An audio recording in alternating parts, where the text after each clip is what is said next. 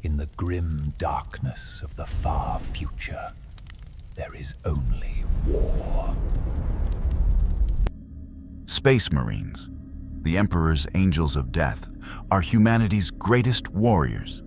Genetically engineered demigods clad in power armor that makes them walking tanks. But what happens when a soldier from another reality, a man who has faced extinction-level threats with nothing but his wits, his armor, and his rifle, crashes into this nightmare universe and discovers that even he might not be enough?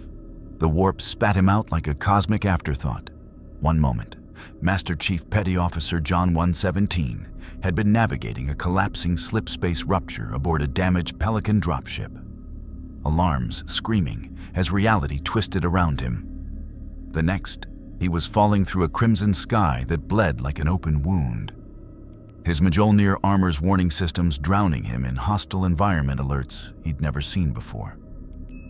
The impact cratered the ground, a twisted landscape of black iron and smoldering factories that stretched to every horizon. Chief rolled to his feet, shields flickering as they absorbed the fall, and immediately swept his MA-40 assault rifle across potential threats. The air tasted wrong, sulfurous, thick with ash and something else, something that made his enhanced nervous system recoil.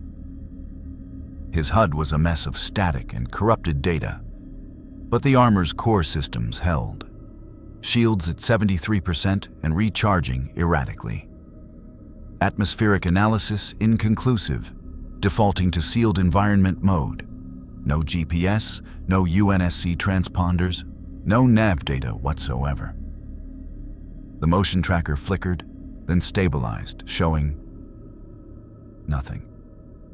But Chief's instincts, honed through decades of combat, told him he wasn't alone. The factories around him were monuments to industrial madness. Smokestacks the size of skyscrapers belched flames into that bleeding sky. Conveyor systems carried massive shells and ammunition in configurations he didn't recognize. And everywhere, stamped into iron and etched into stone, was a symbol. A skull with wings, mechanical and severe, accompanied by a double-headed eagle. "Cortana, status report," he said out of habit. The response came in fragmented bursts, her voice distorted as if transmitted through a storm. "Ef, dimensional, parameters unknown, warp energy, impossible readings, something's wrong with..." Static consumed the rest. Chief's jaw tightened. Whatever had happened in that slipspace rupture, it had done more than transport him. It had damaged Cortana's matrix, and without her full processing power, he was operating half-blind in unknown territory. Movement. His motion tracker lit up, multiple contacts, approaching fast from the factory complex to his north. Chief moved to cover behind a massive iron pillar, assault rifle raised, and waited. They came screaming, not metaphorically. Actually screaming. A sound that bypassed his audio filters and scraped directly across his brain like broken glass. Chief saw them through his rifle's scope and felt his finger hesitate on the trigger for a half-second of pure disbelief. They were human, or had been once. Now they were twisted, malformed things wearing patchwork armor decorated with flayed skin and brass symbols that hurt to look at directly. Their weapons were crude. Chain axes that roared with toothed blades, stubby firearms that looked more like industrial tools than military hardware. But they moved with the jerky, wrong speed of methamphetamine psychosis. And there were dozens of them pouring from the factory entrances like disturbed ants. Chief didn't hesitate any longer. Controlled bursts, headshots. The assault rifle barked, and the leading cultists dropped. Center mass, then head. The classic Mozambique drill that had served him since basic training. His shields flickered as return fire sparked against them, and Chief registered that these primitive-looking weapons hit harder than they had any right to. He dropped an empty magazine, slapped in a fresh one, 3 remaining after this, and kept firing. The cultists died screaming the same word over and over. Blood for the blood god. Then the real threat arrived. Chief's motion tracker screamed a warning a split second before the wall exploded. Not collapsed, exploded, as if hit by a wraith mortar. Through the smoke and rubble came something that made the Covenant elites he'd fought look fragile by comparison. It stood 8 feet tall in armor the color of dried blood, ceramite plates covered in brass symbols, and chains hung with skulls. The helmet was a snarling demon's face, eye lenses glowing like forge coals. In its hands, a chain axe the size of a small vehicle and a bolt pistol that looked like it could blow a hole through a warthog.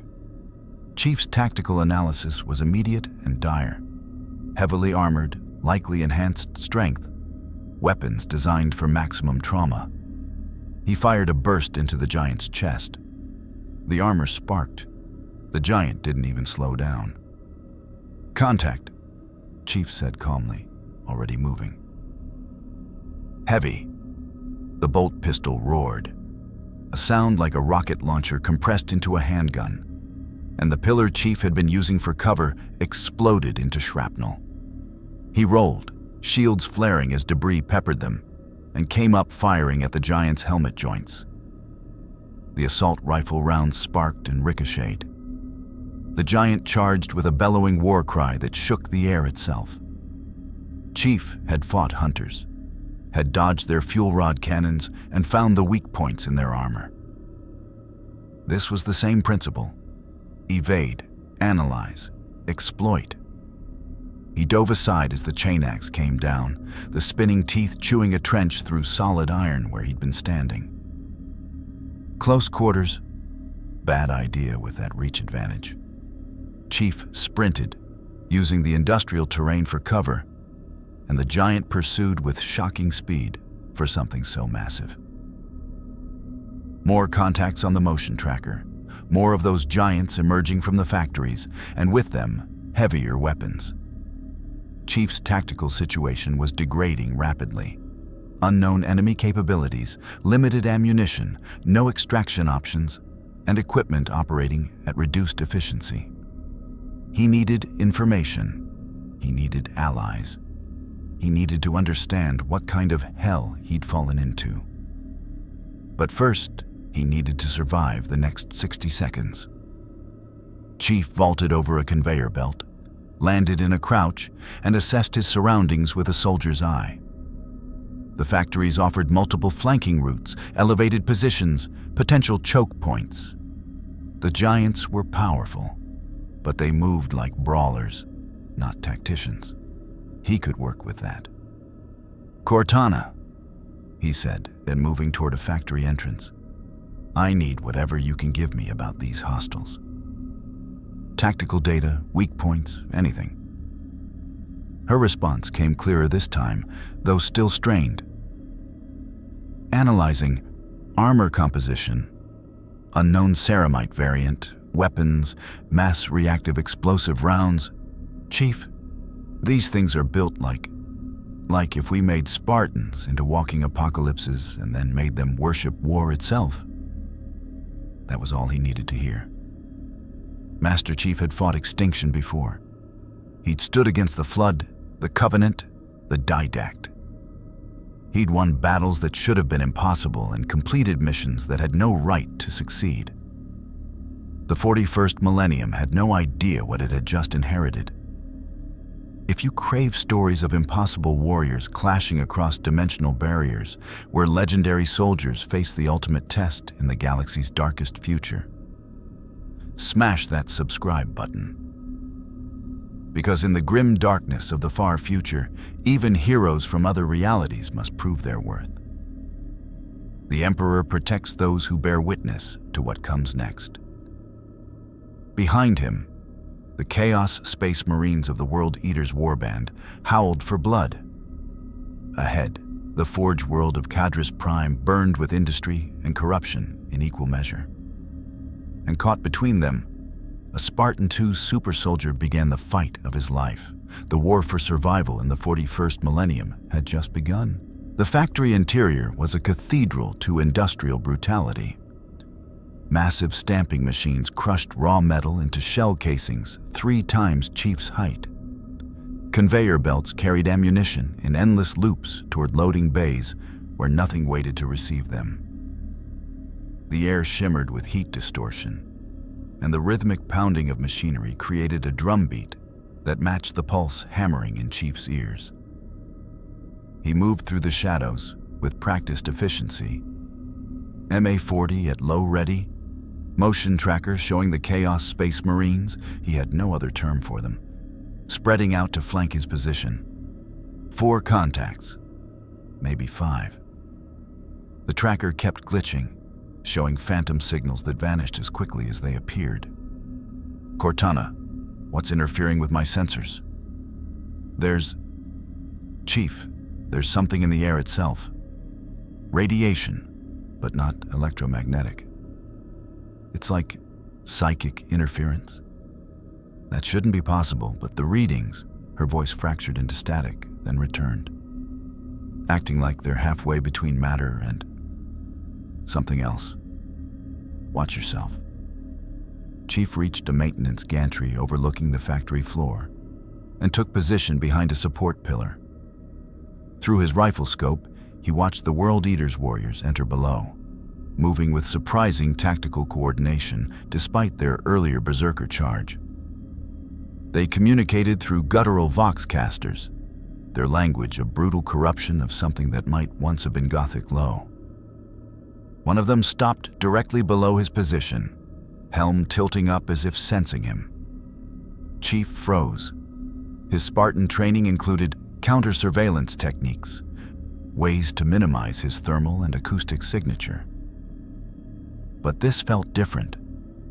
It felt like the warrior was tasting the air for his presence. The Chaos Marine raised its bolt pistol and fired. Chief moved on pure instinct, the gantry exploding behind him as mass-reactive rounds detonated on impact.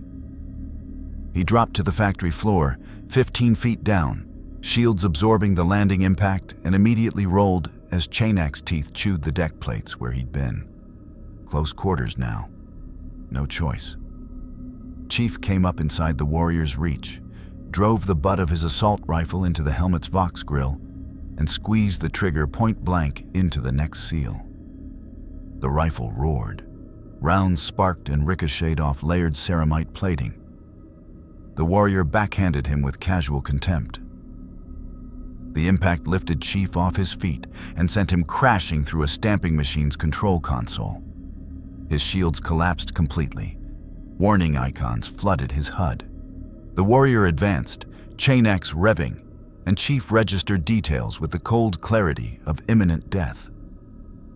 The armor was ancient, covered in battle damage that should have destroyed it centuries ago. The chains hanging from it weren't decorative. They were trophies, hung with skulls that showed signs of ritual butchery. "Blood for the blood god," the warrior roared, raising the chain axe. Chief's hand found a piece of broken machinery, a piston assembly as thick as his arm and twice as long. He hurled it like a javelin into the warrior's helmet eye lens, and in the half-second of disruption, he moved, not away, toward. He grabbed the warrior's chain-axe arm at the elbow joint, used the armor's own weight against it, and drove his shoulder into the knee actuator with every ounce of Spartan-enhanced strength. The warrior stumbled. Chief didn't let go, riding the motion, twisting. And then he had the bolt pistol in his free hand, ripped from the warrior's mag-locked holster. Point blank, neck seal, fire. The bolt pistol kicked like a mule, the mass-reactive round punching through the weak point and detonating inside the helmet. The warrior's head exploded in a spray of corrupted gore and shrapnel. Chief rolled away from the collapsing body, shields at 0 but regenerating, and came up with the bolt pistol in a two-handed grip. Heavier than a Magnum, cruder construction, but the engineering was solid, reliable. He could work with this. 3 more contacts converging on his position. He sprinted for the loading bay exit, bolt pistol barking twice, suppressive fire, not aimed shots, and slammed through the bay doors into the Forge World's exterior grounds. The sky remained that nauseating crimson, and the landscape stretched before him like a vision of industrial hell. Miles of factories, refineries, and forge complexes, all devoted to producing weapons for wars he couldn't begin to comprehend. And descending from that wounded sky, a ship, not like anything Chief had seen in UNSC or Covenant fleets. This was a flying fortress, all Gothic architecture and armored cathedrals, its hull decorated with massive Aquila symbols and purity seals the size of banners. Gun batteries studded its flanks, dozens of them, maybe hundreds, all capable of leveling city blocks. And it was heading directly for his position. Cortana, IFF that contact. No, wait. Getting fragmentary signals. It's broadcasting. Chief, it's Imperial. Human military, but the command structure reads like a theocratic military dictatorship crossed with a feudal empire. And they're launching drop pods. Dozens of them. The pods scream through the atmosphere like meteors, retro thrusters firing at the last second before they impacted around the factory complex in a perfect encirclement pattern. Assault ramps blew open with explosive charges, and from each pod came warriors in armor that made the Chaos Marines look almost crude by comparison. These warriors stood taller, their armor pristine where the Chaos Marines was corrupted. Dark blue ceramite trimmed with gold, marked with book symbols and purity seals. Their bolters, Chief recognized the weapon type now, were held with disciplined precision, and leading them, a commander in ornate armor, whose helmet featured a halo of scrollwork and whose mere presence seemed to make the air itself snap to attention. Heretics. The commander's voice boomed through external voxcasters, rendered in thickly accented English that Chief's translation software struggled to parse. By the authority of the God Emperor of mankind, you are judged and found wanting. Bring me the head of every traitor on this accursed world. The new arrivals opened fire on the World Eaters emerging from the factories. Bolt rounds met bolt rounds in a catastrophic exchange that turned the killing ground into an abattoir. Explosions walked across the battlefield. Chain blades met chainswords. And Chief stood in the middle of it all. A soldier from another reality trying to understand which side, if either, deserved his support. A World Eater spotted him, roared, "Blood for Khorne," and charged. One of the blue-armored warriors intercepted it, chainsword screaming as it met chain axe. The two giants battled with inhuman strength and speed, neither giving ground, until the blue warrior drove a combat knife through the World Eater's neck seal and twisted. The warrior turned to Chief, bolter raising to firing position, and froze. Through the helmet's eye lenses, Chief felt himself being assessed, analyzed. The warrior took in his armor, green, clearly advanced, completely unknown. His weapon, the captured bolt pistol, held in a proper firing grip. His stance, combat-ready, Spartan protocol, showing zero fear despite being objectively outmatched. "Unknown combatant," the warrior voxed, voice clipped and military precise. "Identify yourself or be destroyed as a heretic sympathizer." Chief's finger rested on the bolt pistol's trigger. 30 yards separated them. The warrior was faster, stronger, better armored. But Chief had survived worse odds through superior tactics and the willingness to do whatever necessary to complete the mission. The problem? He had no mission here. No objective except survival.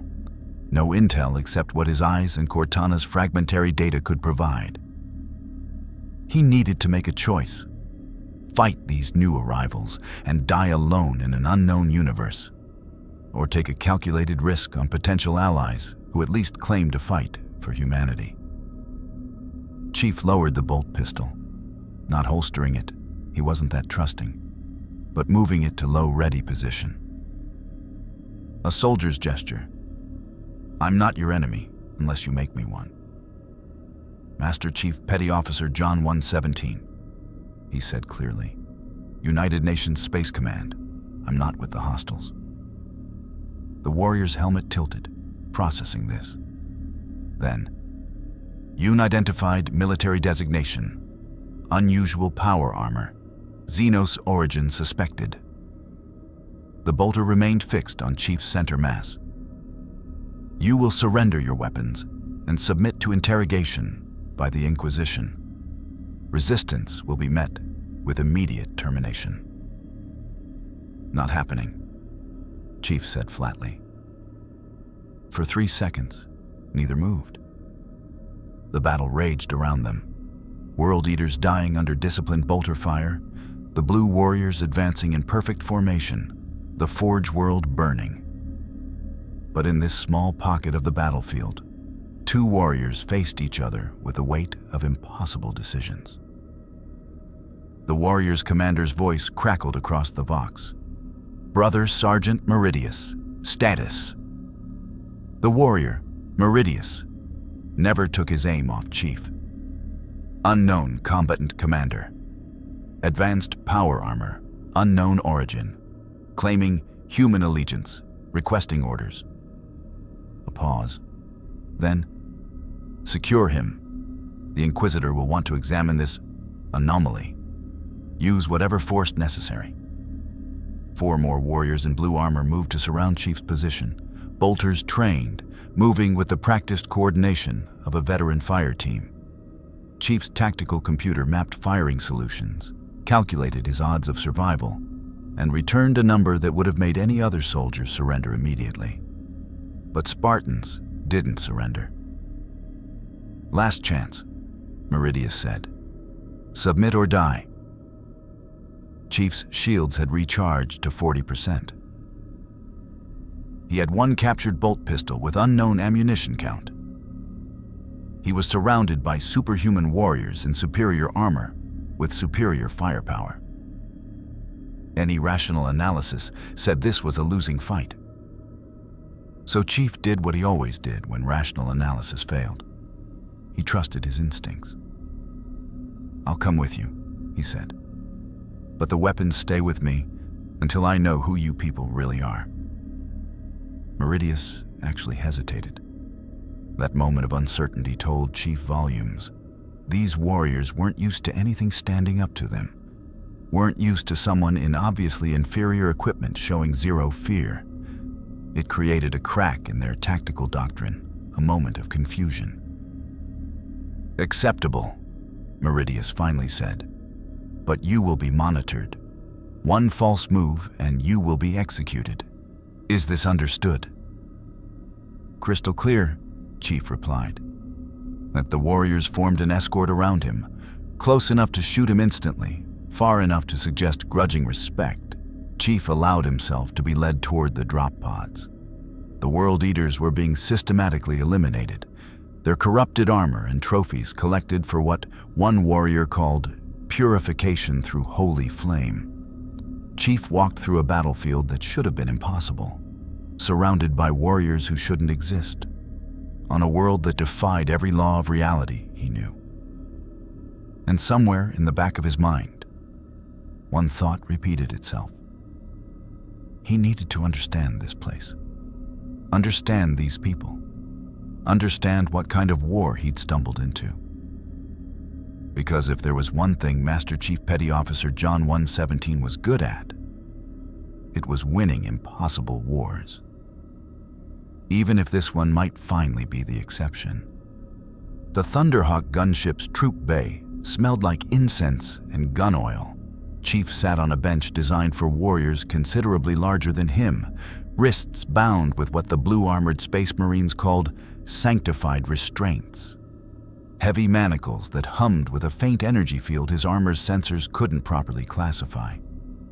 4 Ultramarines, He'd learned their chapter designation during the flight. Stood guard. Bolters held at parade rest, but ready to fire in microseconds. Brother Sergeant Meridius sat across from him, helmet removed to reveal a face that looked carved from granite. Scarred, severe, easily in his 40s, though something about his eyes suggested decades more experience than any human face should carry.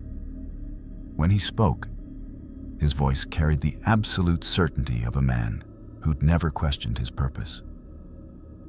"You fought well against the traitors," Meridius said. It wasn't quite a compliment, more like a tactical assessment. "Your armor is sophisticated, your combat doctrine is sound, yet you claim allegiance to an organization we have no record of, this United Nations Space Command." Chief said nothing. The Spartan-II training had included resistance to interrogation. Volunteer nothing, assess your captors, wait for opportunity. But Meridius wasn't interrogating him. Not yet. This was something else. Evaluation, maybe. Trying to decide if Chief was worth the ammunition to execute or worth keeping alive. "The Inquisitor will determine your fate," Meridius continued. "If you are fortunate, you will be permitted a quick death. If you are unfortunate..." He let the sentence hang, heavy with implication. "What's an Inquisitor?" Chief asked. Direct questions sometimes yielded more information than silence. All 4 Ultramarines stiffened as if he'd blasphemed. Meridius's expression flickered. Surprise, then something darker. "You claim ignorance of the Holy Inquisition? The Emperor's chosen agents, empowered to root out heresy and corruption in all its forms?" His hand moved to his bolter. "Your ignorance condemns you, stranger. No loyal servant of the Imperium could possibly..." "Commander Meridius," a new voice interrupted, crackling through the Vox system. Female, clipped, carrying authority that made even the Space Marines straighten. "I will conduct the preliminary interrogation myself. Bring the prisoner to the observation deck, immediately." "As you command, Inquisitor Vross," Meridius replied, then gestured to his squad. "Move." They hauled Chief to his feet, not roughly, but with the casual strength of warriors who could crush his bones without effort, and marched him through the gunship's corridors. The Thunderhawk's interior was a bizarre fusion of military functionality and religious iconography. Every bulkhead featured engraved prayers. Every hatchway bore purity seals, strips of parchment covered in wax and Gothic script. The lighting came from actual torches mounted in sconces alongside the electrical systems. It was as if someone had taken a military dropship and merged it with a medieval cathedral. The observation deck overlooked the Forge world through armored viewports. Cadres Prime stretched below them, a nightmare of industrial zones and burning refineries, all shrouded in that crimson sky. Chief's enhanced vision picked out details. Thousands of workers, or prisoners, he couldn't tell which, moving in synchronized formations, massive cargo haulers transporting shells the size of buildings, and in the distance, something that made his tactical computer choke on its own analysis. A factory complex the size of a continent, its smokestacks reaching into the upper atmosphere. "Impressive, isn't it?" Chief turned. The woman who'd spoken stood by the viewport, her back to him. She wore armor, but not the ceramite plate of the Space Marines. Hers was lighter, more flexible, decorated with an ornate coat that bore the same double-headed eagle symbol. At her hip, a power sword that hummed with contained energy, and a bolt pistol that looked almost delicate compared to the Marine versions. Her hair was pulled back severely, shot through with gray, despite a face that couldn't be older than 40. When she turned to face him, her eyes pinned him like specimen under glass. Forge World Cadris Prime, she said, produces enough ammunition in a single Terran year to prosecute a sector-wide war. The workers labor in 16-hour shifts. Life expectancy, 32 standard years. They consider this a blessing. She stepped closer, studying Chief with the intensity of a scientist examining a new species. I am Inquisitor Katarina Vros of the Ordo Malleus, and you, stranger, are either the most elaborate chaos infiltration attempt I've encountered in 40 years of service, or something far more interesting. Chief met her gaze without flinching. Master Chief Petty Officer John 117, serial number. I care nothing for your designations, Vros interrupted. What I care about is this. Your armor bears technology we cannot identify. Your weapons, she gestured to his confiscated MA-40 and captured bolt pistol, laid out on an examination table, operate on principles our tech priests find fascinating and heretical in equal measure. You appeared on a demon-infested forge world with no ship, no support, and no warp signature. And yet, she leaned in. You killed a Khorne berserker in close combat, a World Eater's Chaos Space Marine. Do you understand how unlikely that is? I've killed worse, Chief said flatly. Vros's eyes narrowed. Have you? Tell me, John 117, have you killed demons? Have you faced enemies that exist halfway between reality and madness? Have you seen worlds burn because a single cultist whispered the wrong prayer? She circled him slowly. Or are you merely a very well-equipped soldier from some lost human colony, stumbling into a war you cannot possibly comprehend? I fought the Flood, Chief said. A parasitic organism that consumed entire species. I fought the Covenant, a multi-species empire dedicated to humanity's extinction. I've survived battles where victory shouldn't have been possible. He paused, and I've seen enough to know when someone's testing me instead of interrogating me. Vros actually smiled. It didn't reach her eyes. Perceptive. Very well. Here's my assessment. Your power armor contains a rudimentary AI system, your Cortana, that our sensors detected during transport. Artificial intelligence is tech heresy of the highest order, punishable by execution and mind-wiping. She raised a hand as Meridius's bolter twitched. However, you demonstrated combat capability against chaos forces. You showed tactical awareness and adaptability, and most intriguingly, you show no signs of warp corruption despite appearing on a demon world. She gestured, and the manacles on Chief's wrists unlocked with a hiss. They clattered to the deck. So here's my offer, Vros continued. You cooperate fully with my investigation. You explain your technology, your origin, and how you came to be on Cadris Prime. You submit to psychic scanning to verify your claims. Her expression hardened. And if you pass all tests to my satisfaction, I may allow you to continue breathing. Refuse, and Brother Sergeant Meridius will reduce your head to a fine mist. Choose. Chief rubbed his wrists, calculating. The manacles had been suppressing his armor's systems. He could feel shields and sensors coming back online. Cortana's voice whispered in his helmet. Chief, I'm detecting... There's something in this woman's brain. Augmentations, psychic implants. She's not bluffing about the scanning. What do you want to know? Chief asked. Vros walked to the examination table, picked up his MA-40, and studied it with professional interest. Start with this. Chemical propellant, brass casings. Relatively primitive compared to our bolters.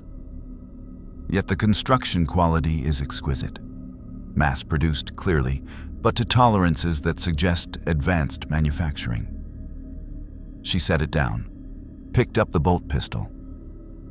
And you captured this from a Chaos Marine, used it effectively, adapted to unknown technology in seconds. That's not luck, that's training. Spartan-II program, Chief said. He'd decided cooperation until he understood these people better. Then reassessment. Military augmentation program, started at age 6. Biochemical enhancement, surgical modification, psychological conditioning, created to fight insurgents, ended up fighting extinction-level threats. Age 6? Ross's expression flickered. Something almost like sympathy, quickly suppressed. They turned children into weapons. How practical. She walked to a cogitator console and input commands. A hololithic display flickered to life, showing Chief's armor in wireframe. Your MJOLNIR system, energy shields, neural interface, rudimentary but effective. Similar principles to our power armor, but the execution is different, as if your civilization developed along a parallel path to ours. Because we're not from your civilization, Chief said carefully. I told you, UNSC, different origin. Yes, your United Nations Space Command. A unified human government, you claim. How quaint. Ross's tone dripped with irony.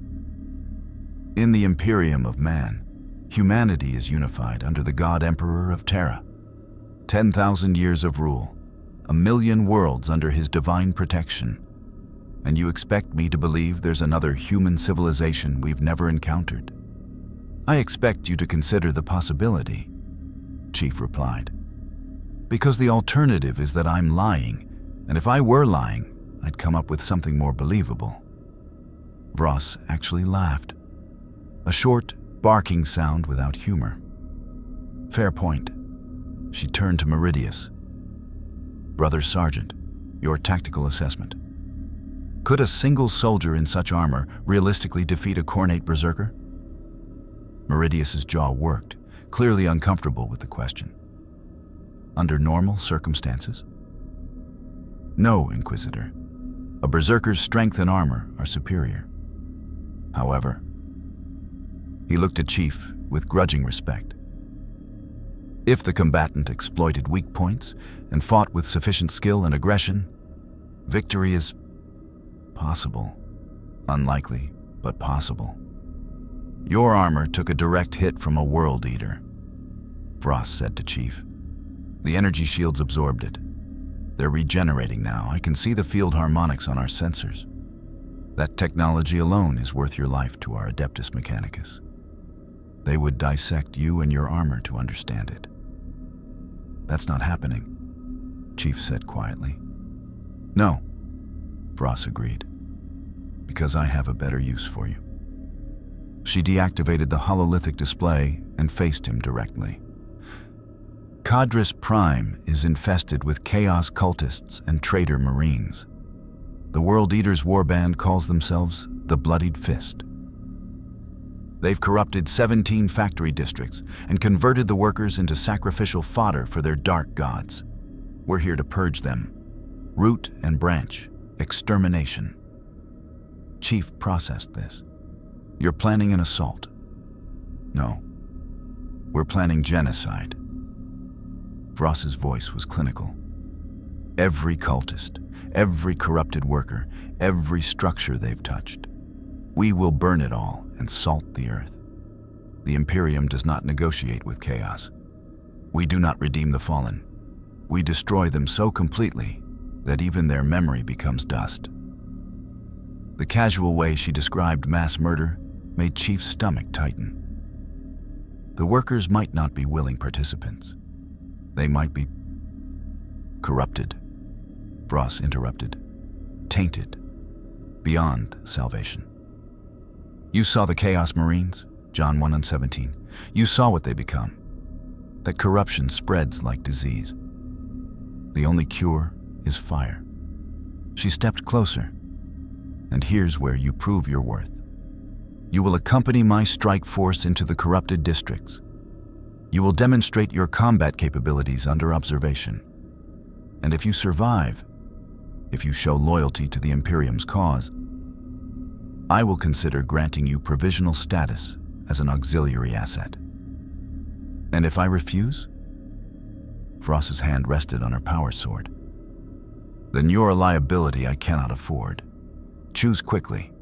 We make planetfall in 6 minutes. Chief looked out the viewport at the burning forge world below. Somewhere down there, the World Eaters were corrupting more humans, spreading whatever nightmare infection turned them into the screaming berserkers he'd fought. The Imperium's solution was exterminatus-level purging. Total war.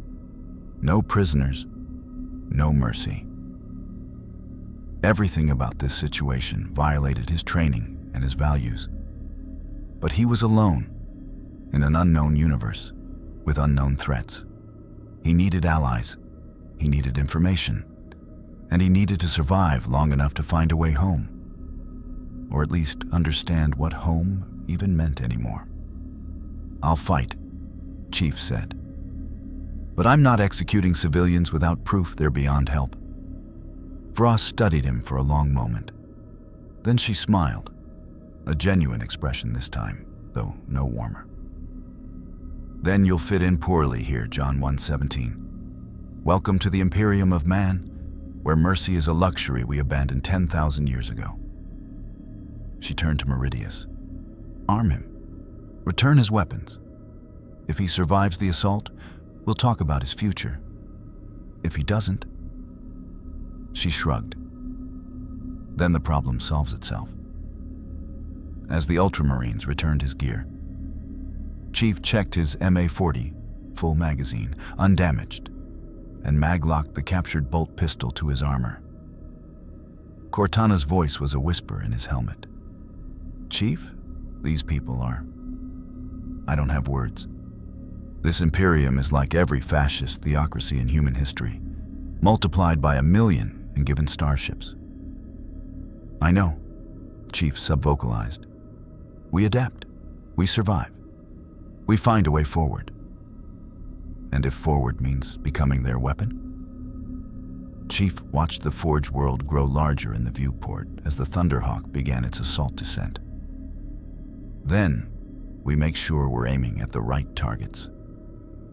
The observation deck shuddered as they hit atmosphere. Below, the corrupted districts of Cadres Prime awaited. And somewhere in those twisted factories, the bloodied fist warband prepared for war. Master Chief had survived the Covenant, the Flood, and the Forerunners. Now he'd find out if he could survive the Imperium's idea of salvation. The drop pod hit the surface like a controlled meteor strike. Chief's armor absorbed the shock through his neural interface, dampeners working overtime as the deceleration forces would have liquefied an unaugmented human. Around him, 5 Ultramarines rode the impact without visible discomfort, their ceramide armor locked into restraint frames designed for warriors twice his mass. The assault ramp blew outward with explosive bolts, and Chief moved on instinct. Out, left, cover position behind the pod's bulk. His motion tracker lit up immediately, contacts everywhere. The Ultramarines deployed with practiced efficiency, bolters already tracking targets before Chief's enhanced vision could parse the chaos. They'd landed in what had once been a worker habitation district. Rows of prefabricated habs stretched in every direction. But corruption had transformed them into something out of a fever dream. Walls sprouted bone-like protrusions. Windows wept viscous fluid. And painted across every surface in what Chief desperately hoped was just paint. The 8-pointed star he'd seen on the Chaos Marine's armor, surrounded by prayers written in languages that hurt to read. "Purge the unclean," Brother Sergeant Meridius roared, and the Ultramarines opened fire. Cultists poured from the corrupted habs, men and women who'd been factory workers once, now warped into shrieking zealots. Some wore patchwork armor. Others fought with bare hands ending in claws that definitely weren't human anymore. They charged the Ultramarines with complete disregard for their own survival, chanting in that same awful language. Chief dropped 3 with controlled bursts from his MA-40. Center mass confirmed kills and immediately reassessed. The cultists weren't just fanatical. They were moving wrong, joints bending at angles that violated basic anatomy, some of them continuing to crawl forward even after taking lethal damage. Cortana, what am I looking at? Biological corruption, Chief. Their DNA it's rewriting itself in real time. Some kind of mutagenic effect I've never seen.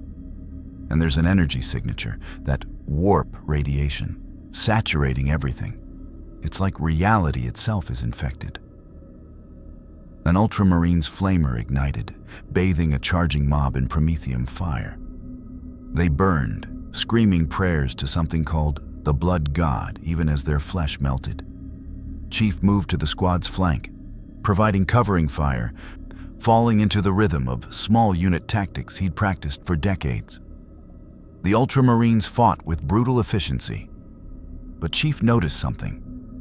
They weren't attempting to discern hostiles from potential non-combatants. Everyone in the district was a target. A door to his left burst open. A woman stumbled out, gaunt, malnourished, eyes wide with terror. No mutations Chief could see, no weapons, just a factory worker trying to escape the slaughter. "Don't shoot!" Chief moved to intercept, positioning himself between the woman and the Ultramarine, swinging his bolter toward her. "Stand aside," the Marine commanded. "She is tainted." "She's unarmed," Chief said, keeping his voice level despite the adrenaline spike. "Not hostile." The woman stared at Chief like he was a hallucination. Then she spoke, voice hoarse. Please. I didn't want... They made us watch, made us pray to... I didn't want to." Her words dissolved into sobs. Brother Sergeant Meridius appeared, chainsword idling in one hand. "The mercy you show her now will be nothing compared to the suffering she'll endure if the corruption takes hold. Step aside, John 1:17. This is imperial justice." Chief's hand tightened on his MA-40. Every instinct screamed at him to protect the civilian. But he was one Spartan against 5 Space Marines in an unknown war zone with no backup and no extraction. Tactical analysis. He couldn't save her. Not here, not now. But he could refuse to participate. "I'm not executing civilians," Chief said flatly, not moving. "Find another way." For 3 seconds, the standoff held. Then Inquisitor Vross's voice crackled across the Vox. "Meridius, let the stranger have his test case. Secure the woman for scanning. If she's clean, she survives. If not..." The implication hung heavy. "Now move. We have reports of Chaos Marines 2 districts over." Meridius grabbed the woman with one ceramite gauntlet, lifting her like a child. She screamed, struggled, but might as well have been fighting a tank. "You've bought her minutes, stranger. Perhaps an hour, no more." He mag-locked her to the drop pod's external restraints. "Pray she's not corrupted, because if she is, you'll watch her execution personally." The Ultramarines moved out, and Chief had no choice but to follow. The district descended into systematic purging. Flamer teams burning hab blocks, bolter fire echoing off twisted architecture, and everywhere the screams of cultists dying for gods the Chief didn't understand. It was brutal. Efficient.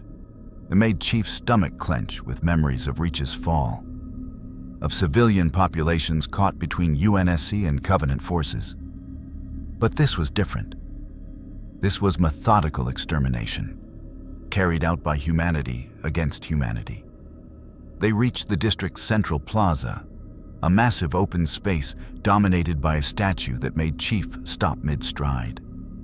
It depicted a warrior in ornate armor, seated on a throne, skeletal and withered, but radiating terrible authority. The detail work was extraordinary. Every skull carved into the throne, every parchment scroll, every cable and tube feeding into the warrior's desiccated form. The God Emperor of mankind, Brother Meridius said, noting Chief's attention. He who sits upon the golden throne, Master of humanity, our eternal Lord and Protector. He looks dead, Chief observed. Every ultramarine in earshot froze.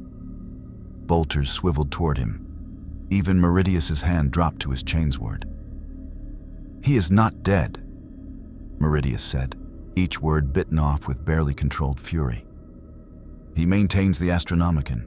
He protects humanity from the warp's predation.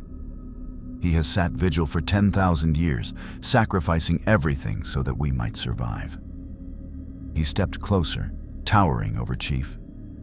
Speak heresy again, and Inquisitor's orders or not, I will execute you myself. Chief filed that information away. Religious fanaticism, no tolerance for questioning the orthodoxy, genuine belief bordering on worship. These weren't just soldiers. They were warrior monks devoted to a corpse god they believed still protected them. Contact! An ultramarine on overwatch shouted. Traitor Marines, bearing 270, 600 meters and closing. Chief moved to the plaza's edge, scoping through his MA-40. Through the sight, he saw them. More World Eaters. But these moved with tactical discipline.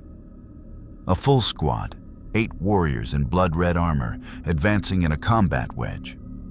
And leading them, a champion in armor decorated with skulls arranged in spiral patterns, wielding a chain axe that crackled with the same wrong energy Chief had sensed on the Forge world.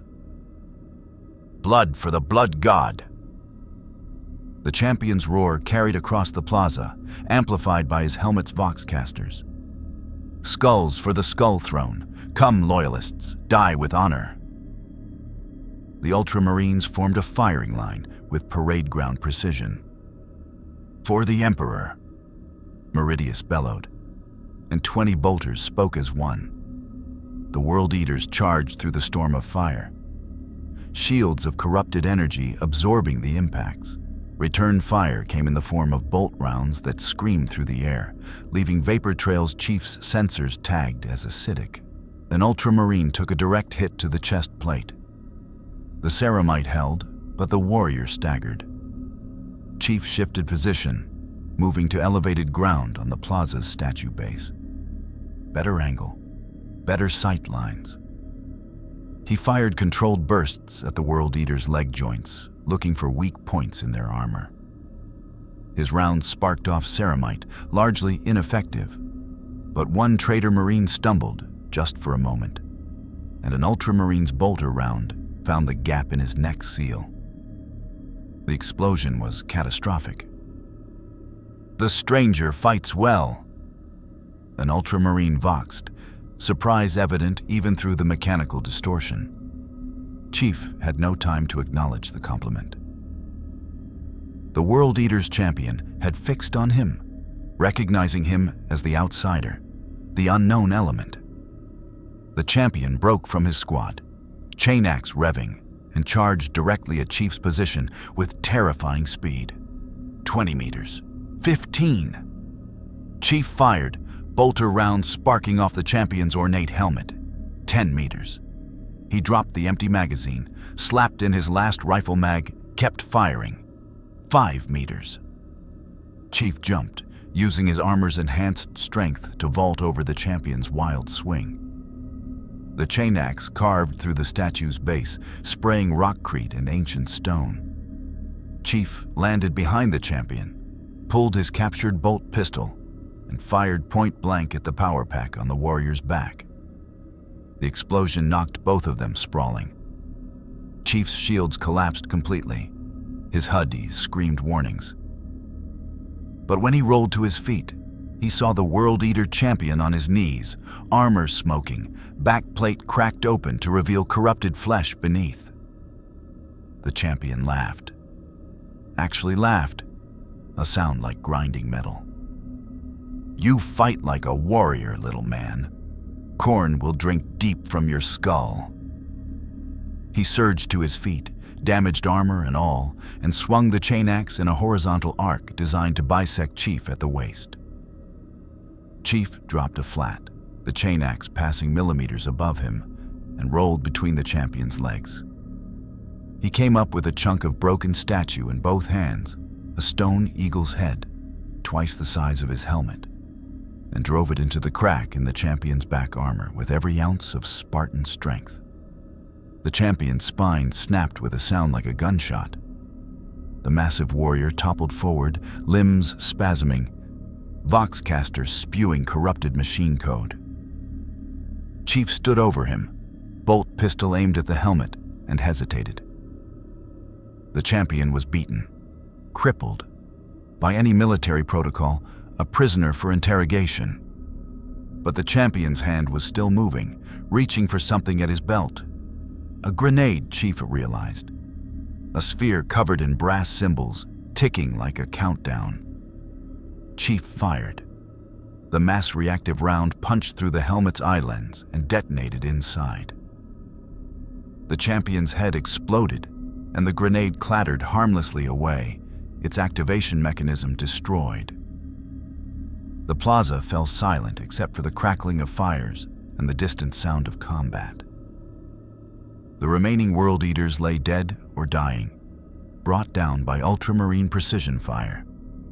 And Chief stood in the center of it all, armor scorched and shields depleted, having just killed a Chaos Space Marine champion in single combat. Brother Sergeant Meridius approached, chainsword powered down, studying Chief with an expression that might have been respect. "You fight with honor," he said finally. "And you adapt quickly.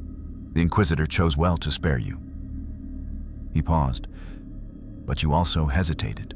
When the champion was down, you delayed the killing stroke. In war against chaos, hesitation is death. Mercy is corruption's doorway." "Where I come from," Chief said, checking his ammunition. MA-40 dry, bolt pistol, maybe 6 rounds left. "We take prisoners when we can. Intel wins wars, not just body counts."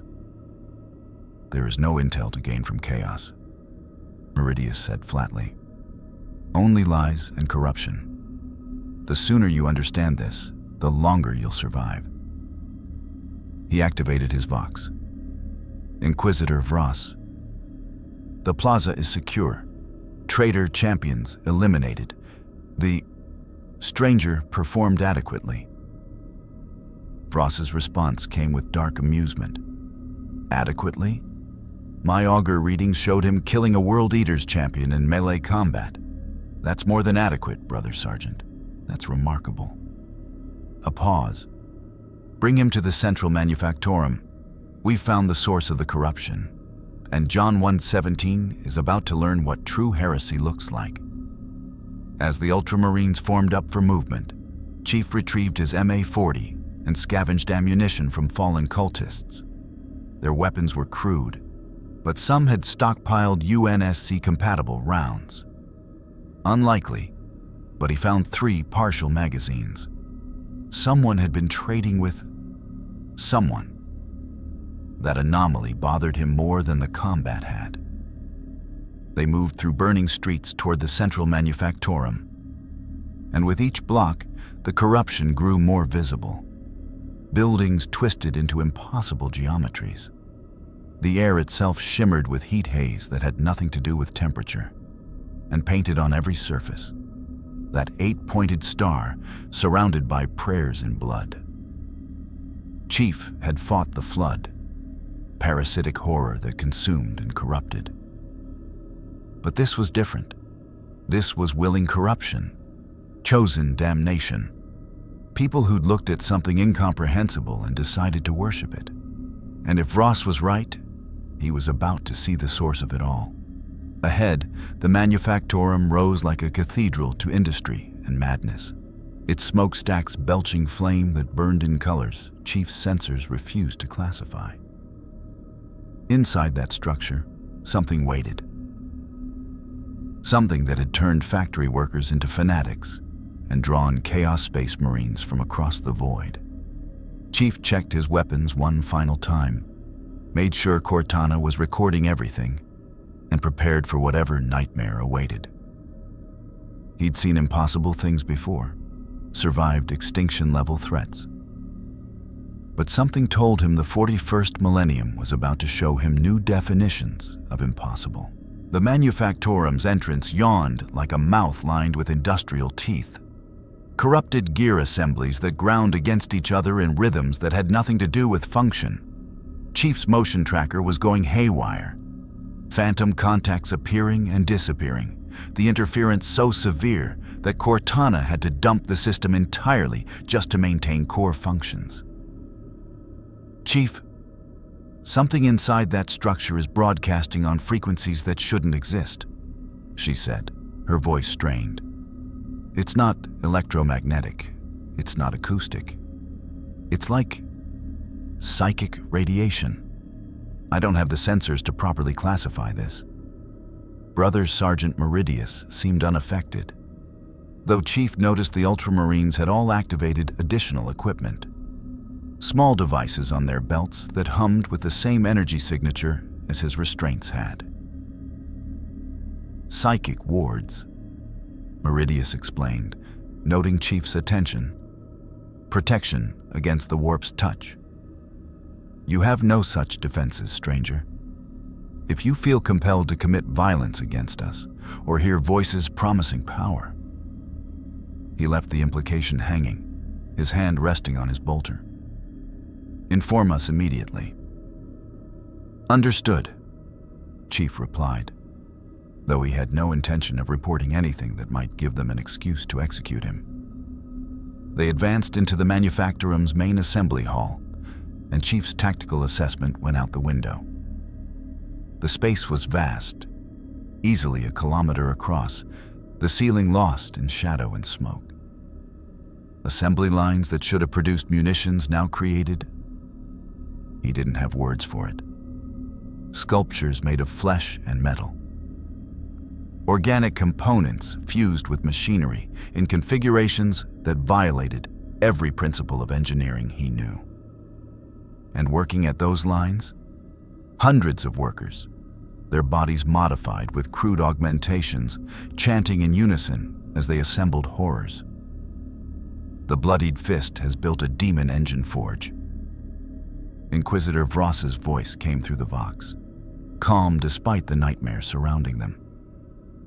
They're binding warp entities into war machines. This entire manufactorum has become a ritual site. Chief could hear the clicking of her equipment. I'm reading 11 World Eaters' signatures, plus approximately 300 corrupted workers. And something else. Something larger. An explosion of sparks drew Chief's attention to the assembly hall's far end, where a massive structure dominated the space. Looked like a fusion of a Covenant scarab and a medieval torture device. A quadrupedal war machine the size of a building, its hull covered in brass symbols and chains, its weapons ports leaking the same wrong energy he'd felt from the Chaos Marines. And crawling over its surface, workers welding the final components, painting prayers in what Chief now recognized definitely wasn't paint. Blood rituals, Meridius said, following Chief's gaze. They're consecrating the machine in Khorne's name. When it activates, it will be a demon engine, possessed by a warp entity, bound to physical form, nearly impossible to destroy through conventional means. Nearly? Chief asked. The binding rituals require focus. Interrupt them, and the demon tears itself apart trying to maintain corporeal form. Meridius's expression was grim. But that requires getting close enough to kill the ritual leaders. The World Eaters will defend them to their last. Chief studied the assembly hall's layout with a soldier's eye. Multiple levels, catwalks providing elevated positions, cover from the assembly equipment, sight lines to the ritual site. It was defensible, but not impenetrable. How long until that thing activates? Minutes, Vross replied. We have a strike team approaching from the north entrance. You'll provide fire support and... She paused. Contact. Traitor Marines. Your position.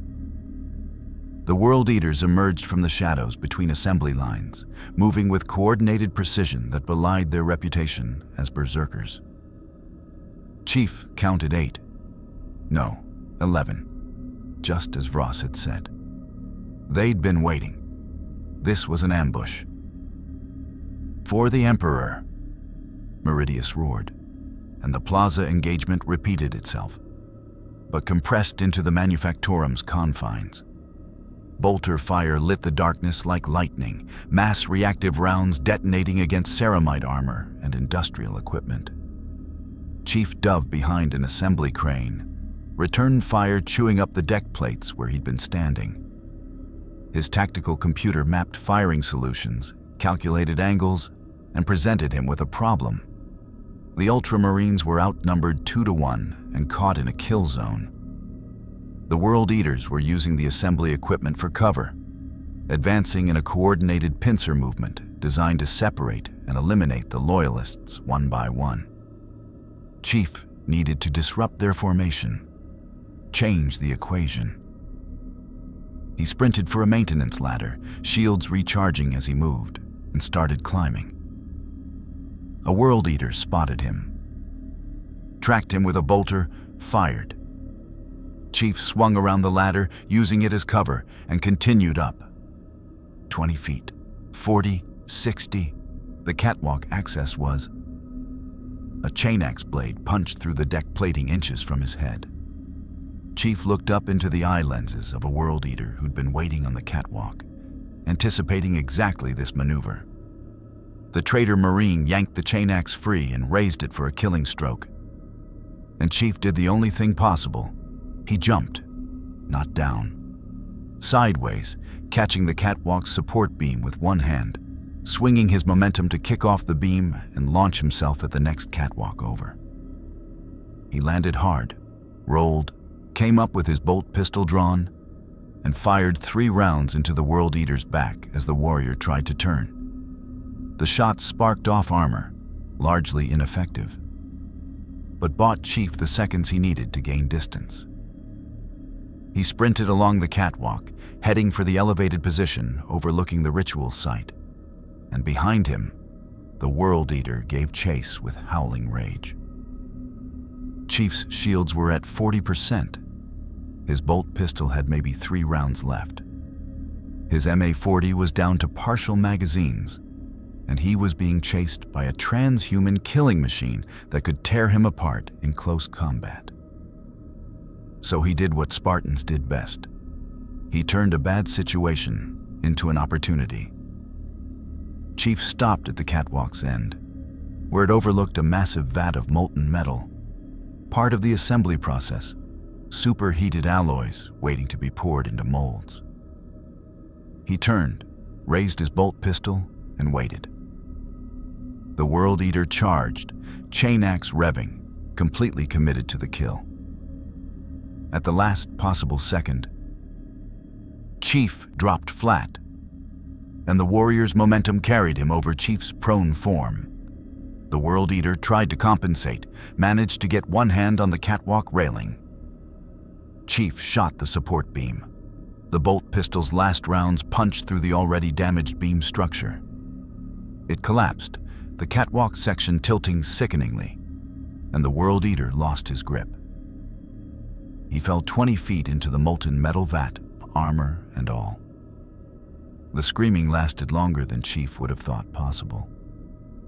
Cortana, that worked better than it should have. Don't question successful tactics, Chief. But I'm reading massive energy buildup from the ritual site. Whatever they're doing, it's accelerating. Chief looked down at the assembly hall floor. The Ultramarines were holding, but barely. 2 were down, armor breached, either dead or critically wounded. The remaining World Eaters had them pinned behind inadequate cover. And at the ritual site, the massive demon engine was beginning to move, its hull plates grinding against each other, energy crackling along its weapon mounts. He needed a force multiplier, something to change the tactical situation decisively. His eyes locked onto the assembly crane he'd used for cover earlier. It was holding a massive munitions container, one of those building-sized shells he'd seen being transported across the Forge world. The crane's control panel was visible from his catwalk position, maybe 30 feet away. And directly below the crane's load, 4 World Eaters using the assembly equipment for cover. Chief holstered his empty bolt pistol, unslung his MA-40, and made the shot. The control panel exploded in sparks. The crane's magnetic clamps disengaged, and 500 tons of munitions container dropped onto the World Eaters like the fist of an angry god.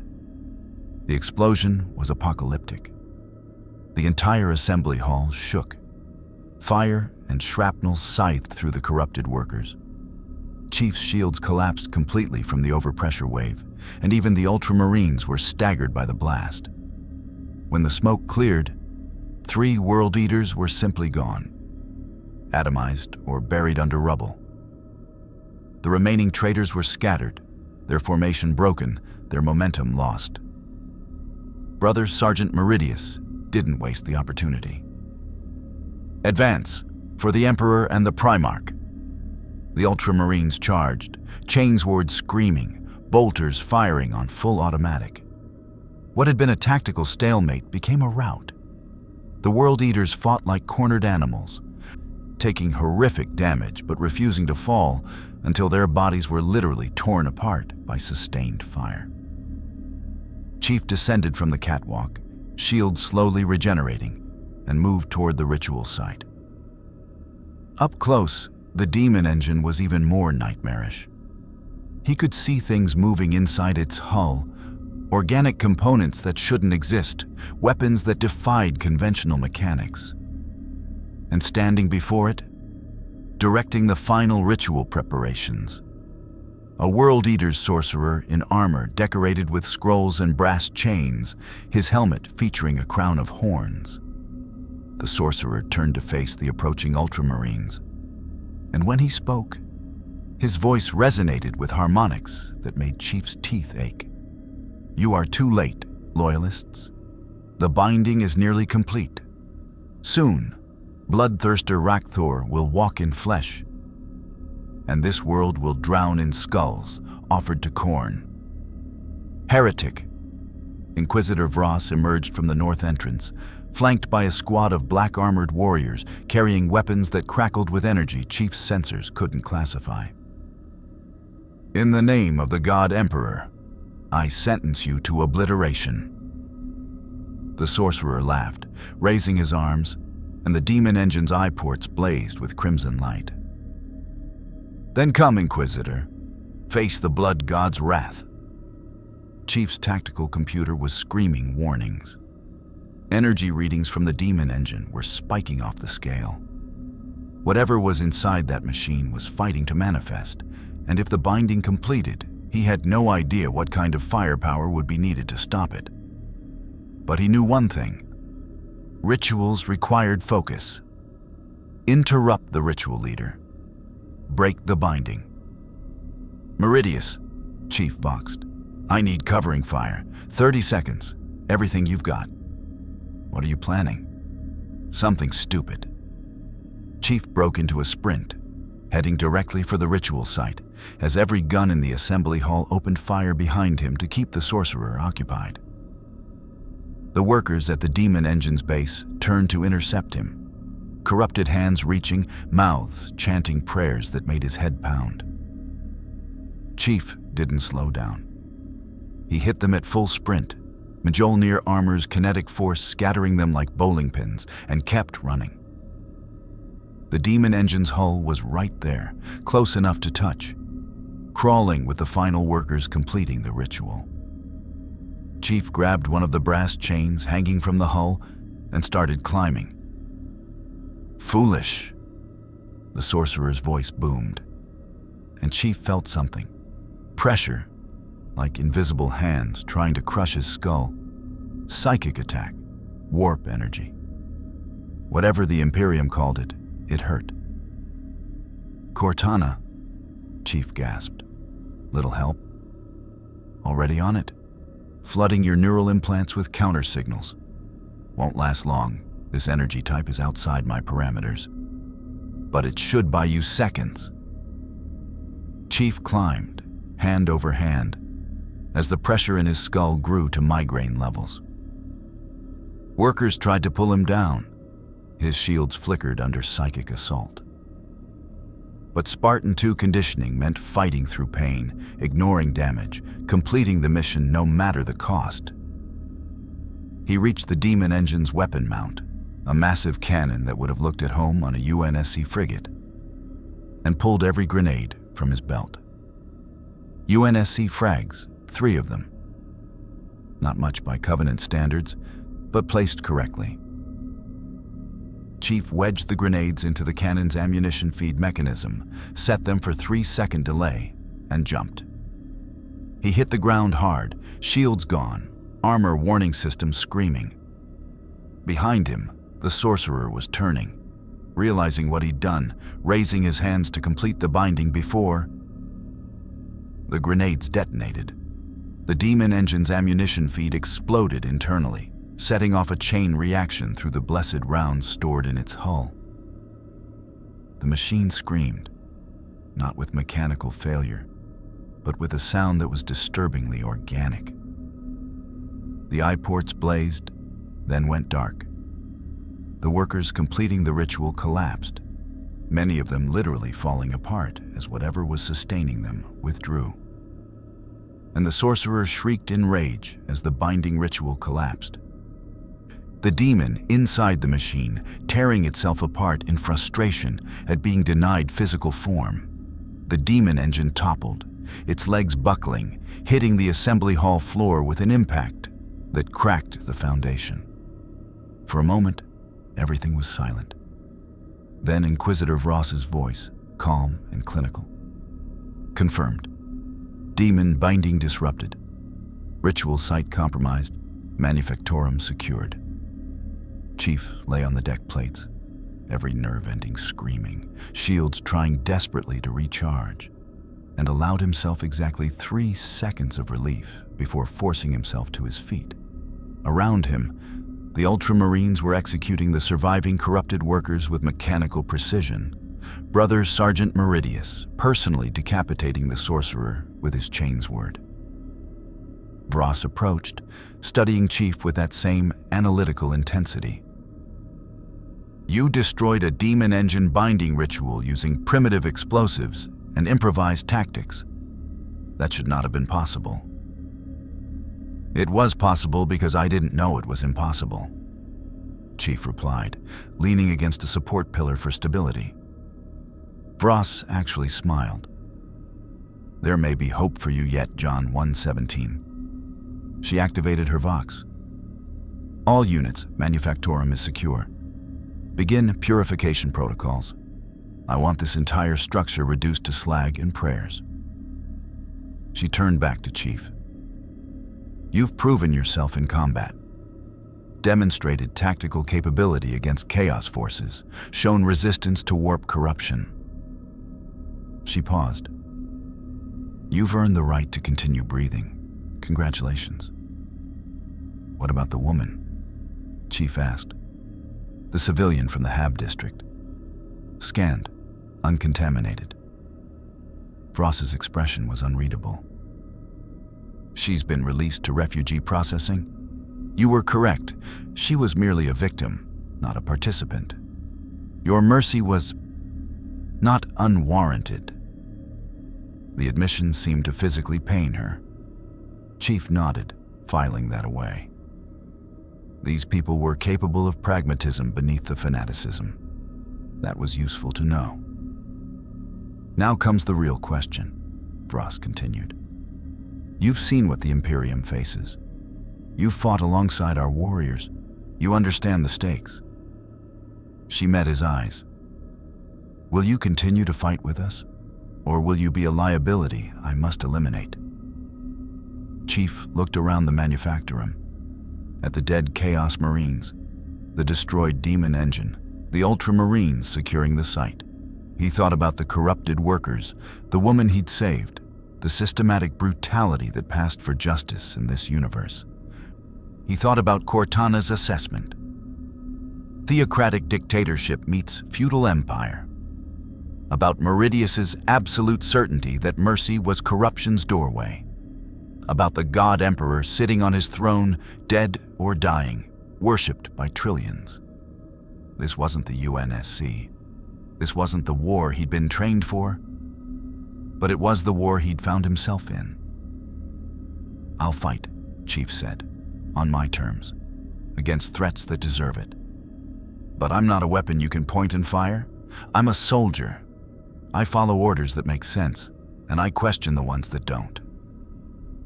Vross studied him for a long moment. Then she laughed, genuine amusement this time. You'll fit in poorly here, John 117.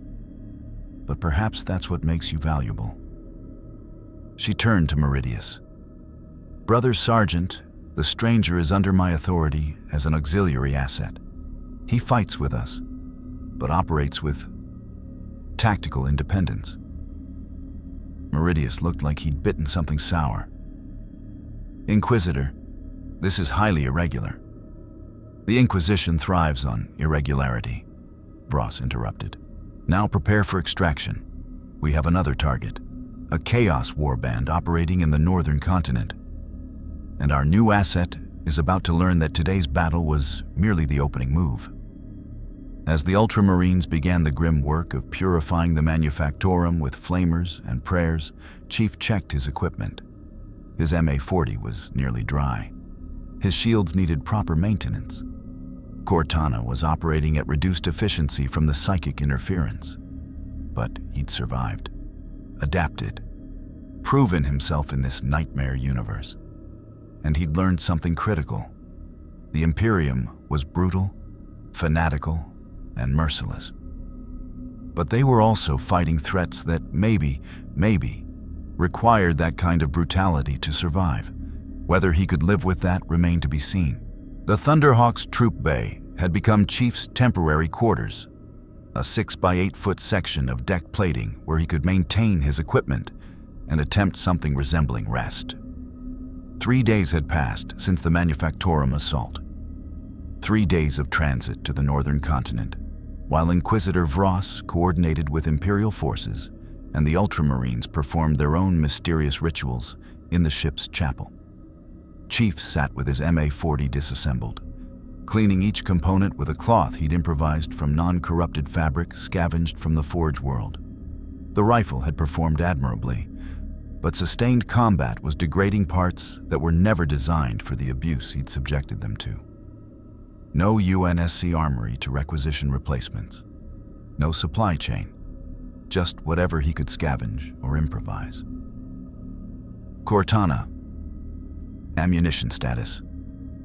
117 rounds for the MA-40. 23 bolt pistol rounds. I managed to requisition some from the Ultramarine supplies. Your MJOLNIR armor is at 73% efficiency. Shield emitters are compensating for warp interference, but I've had to reduce recharge rate by 15% to maintain stability. She paused. Chief, I've been analyzing the data from the Manufactorum. That psychic attack the sorcerer used. It was trying to rewrite your neural patterns. If I hadn't interfaced directly with your implants, you would have... I know, Chief interrupted quietly. Thank you. The problem is, I can't keep doing that. Each exposure to warp energy degrades my matrix further. I'm running constant error correction routines just to maintain coherence.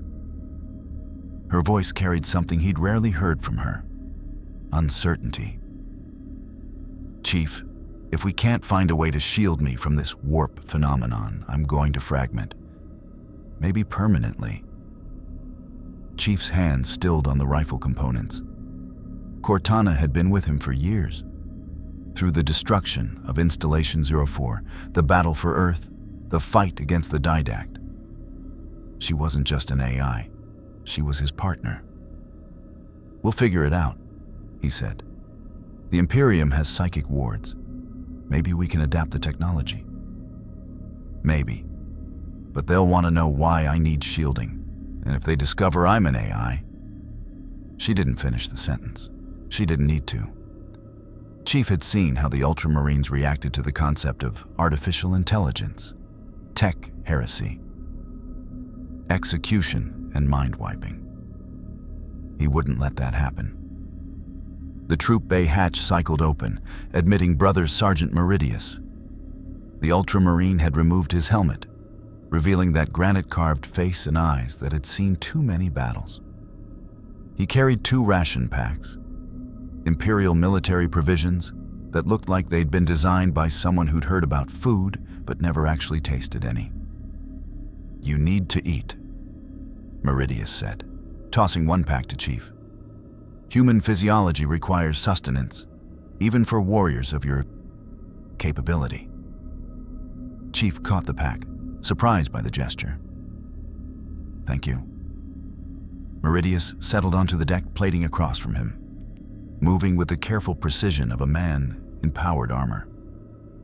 He opened his own ration pack, some kind of protein paste and nutrient wafers, and ate with mechanical efficiency. For several minutes, neither spoke.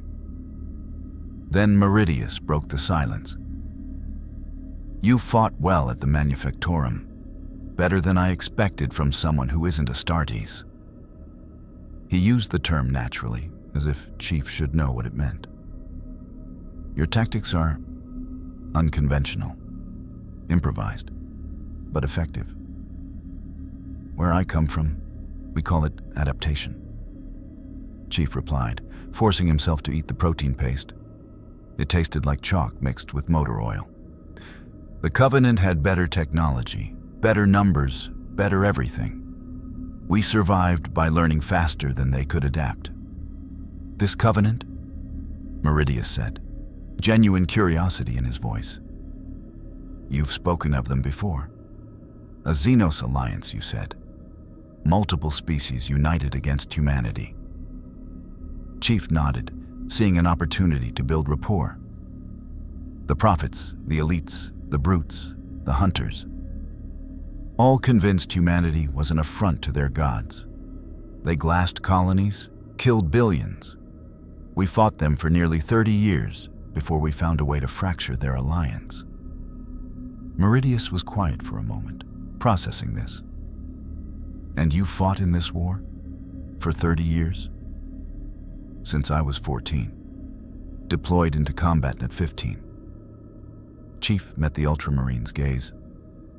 "Before that training, augmentation, turning children into soldiers because we needed soldiers who could match the elites." Something flickered in Meridius's expression, not quite sympathy, but recognition.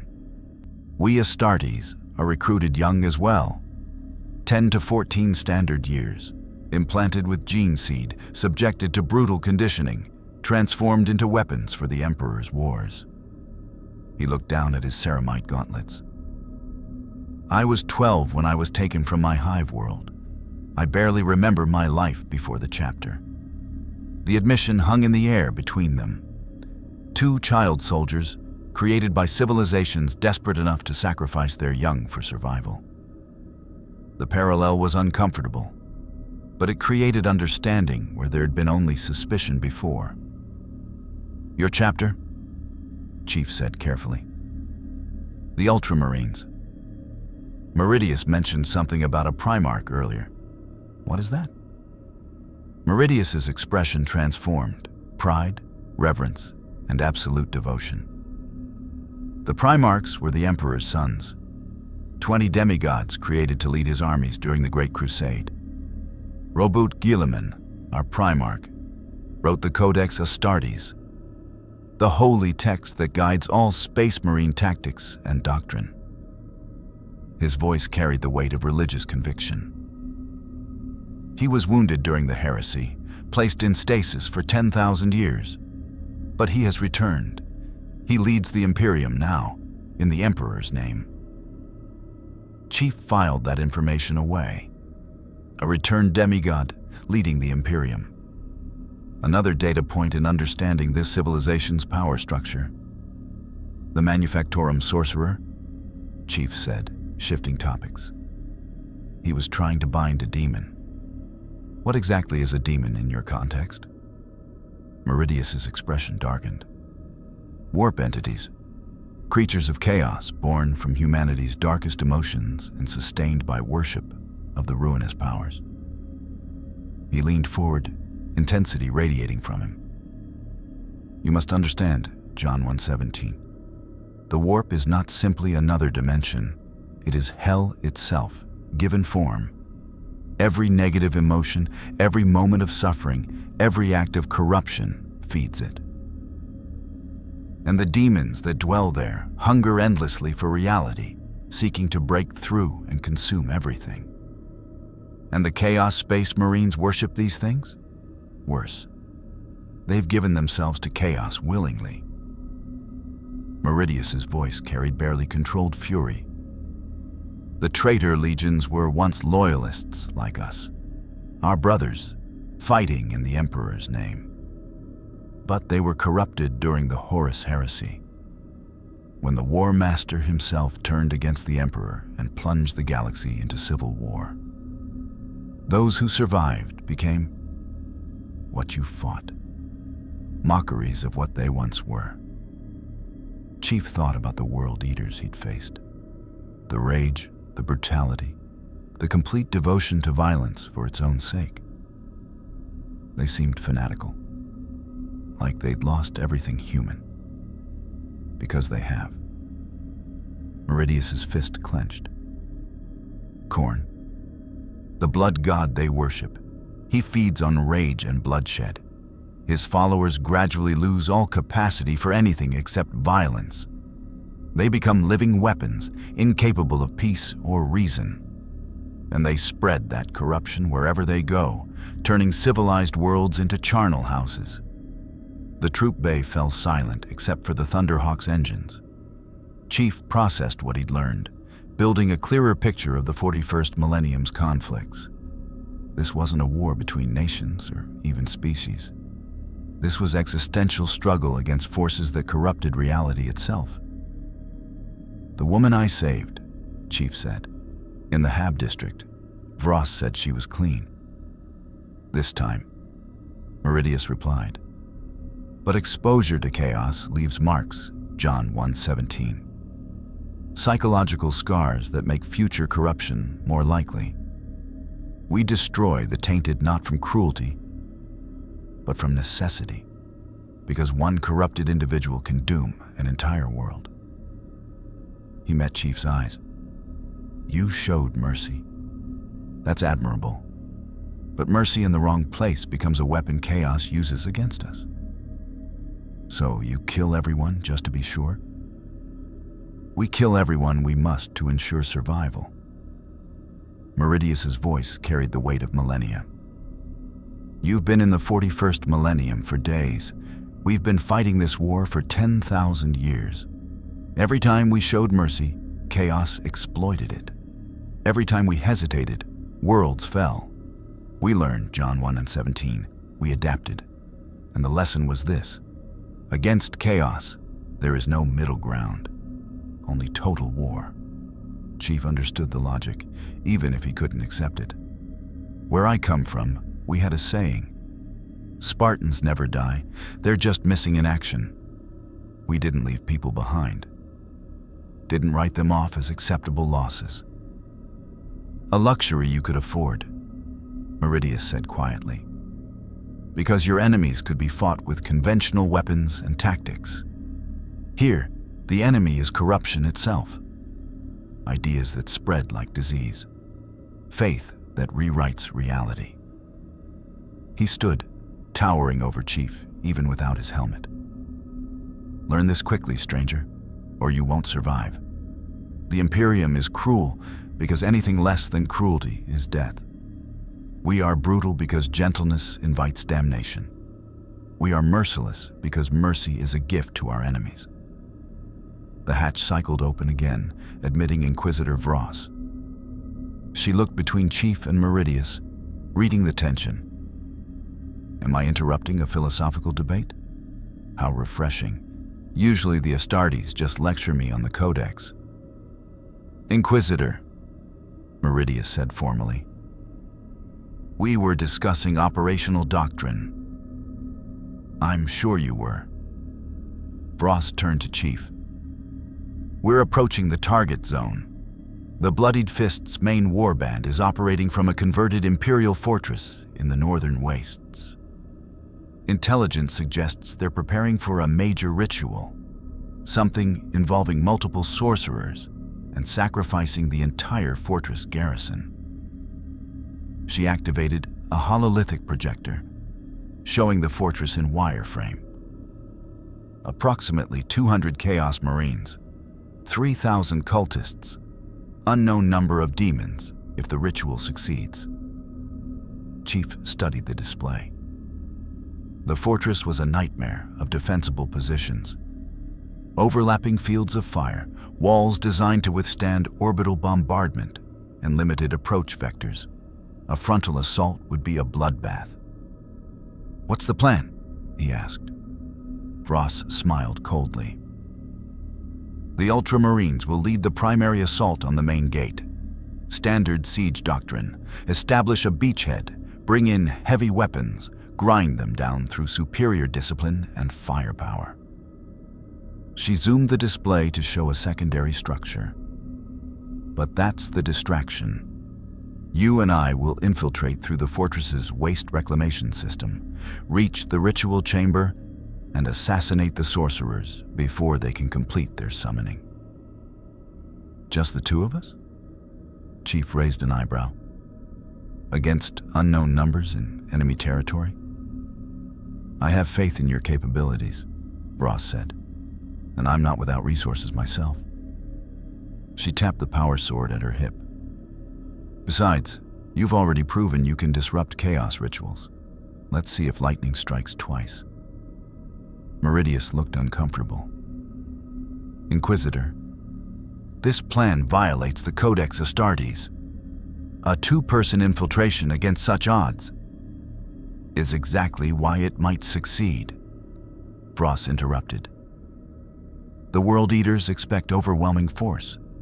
They'll focus on the siege. They won't expect a surgical strike at their ritual's heart. She looked at Chief. Unless you're having second thoughts. Chief thought about the demon engine, about the corrupted workers, about everything he'd seen since falling into this universe.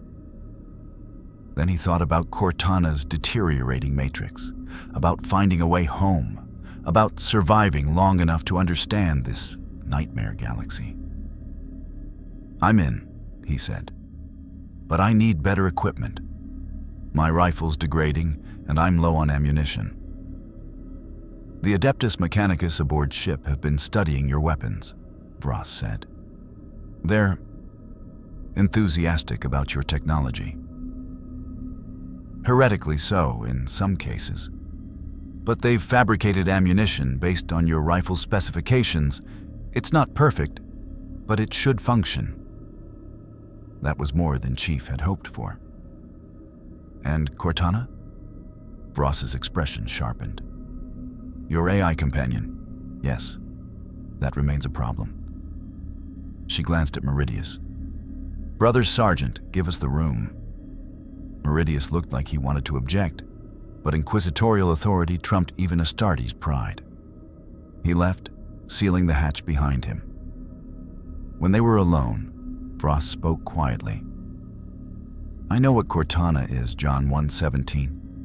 An artificial intelligence integrated with your neural implants. By Imperial law, she should be destroyed, and you should be mind-wiped for tech heresy. She raised a hand as Chief tensed. But I'm not going to do that. Do you know why? Because you need me for this mission? Because I'm curious. Vross's eyes glinted. You appeared from nowhere with technology we don't fully understand, fought Chaos Marines successfully, and survived warp exposure that should have killed or corrupted you. Your AI is part of that capability. Destroying her would be counterproductive. She leaned closer. But keep her existence quiet. The Ultramarines wouldn't understand. The Mechanicus would try to dissect her. And if word reaches the wrong ears, not even I could protect you. Chief nodded slowly. Understood. Good.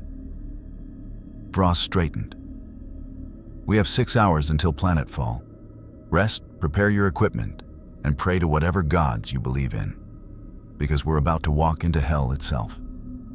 As she left, Chief sat in the empty troop bay, surrounded by his disassembled weapons and the weight of impossible choices. Chief, Cortana said softly, are you sure about this? No, he admitted. But when have we ever been sure? Fair point. He could hear the smile in her voice. So we infiltrate an enemy fortress, fight our way through hundreds of chaos worshippers, assassinate multiple sorcerers, and stop a demon summoning ritual. Just another Tuesday for us. Chief began reassembling his MA-40. Movements automatic from years of practice. Just another Tuesday, he agreed. Outside the viewport, Cadres Prime's surface rolled past, a world of industry and corruption, where humanity fought itself in the name of incomprehensible gods and ancient grudges. And somewhere in that nightmare, a Spartan-II super soldier prepared for a mission that might finally be the impossible one. But Master Chief had made a career out of surviving the impossible. The 41st millennium was about to learn that lesson the hard way. The waste reclamation tunnels beneath the Chaos Fortress smelled like every nightmare Chief had experienced distilled into physical form. Not just sewage, though that was present, but something worse. Decay that had a psychic component. Rot that affected more than just bulk matter.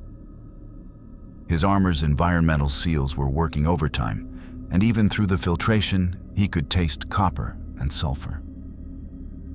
Stay close, Inquisitor Vross whispered, her power sword providing the only light in the darkness.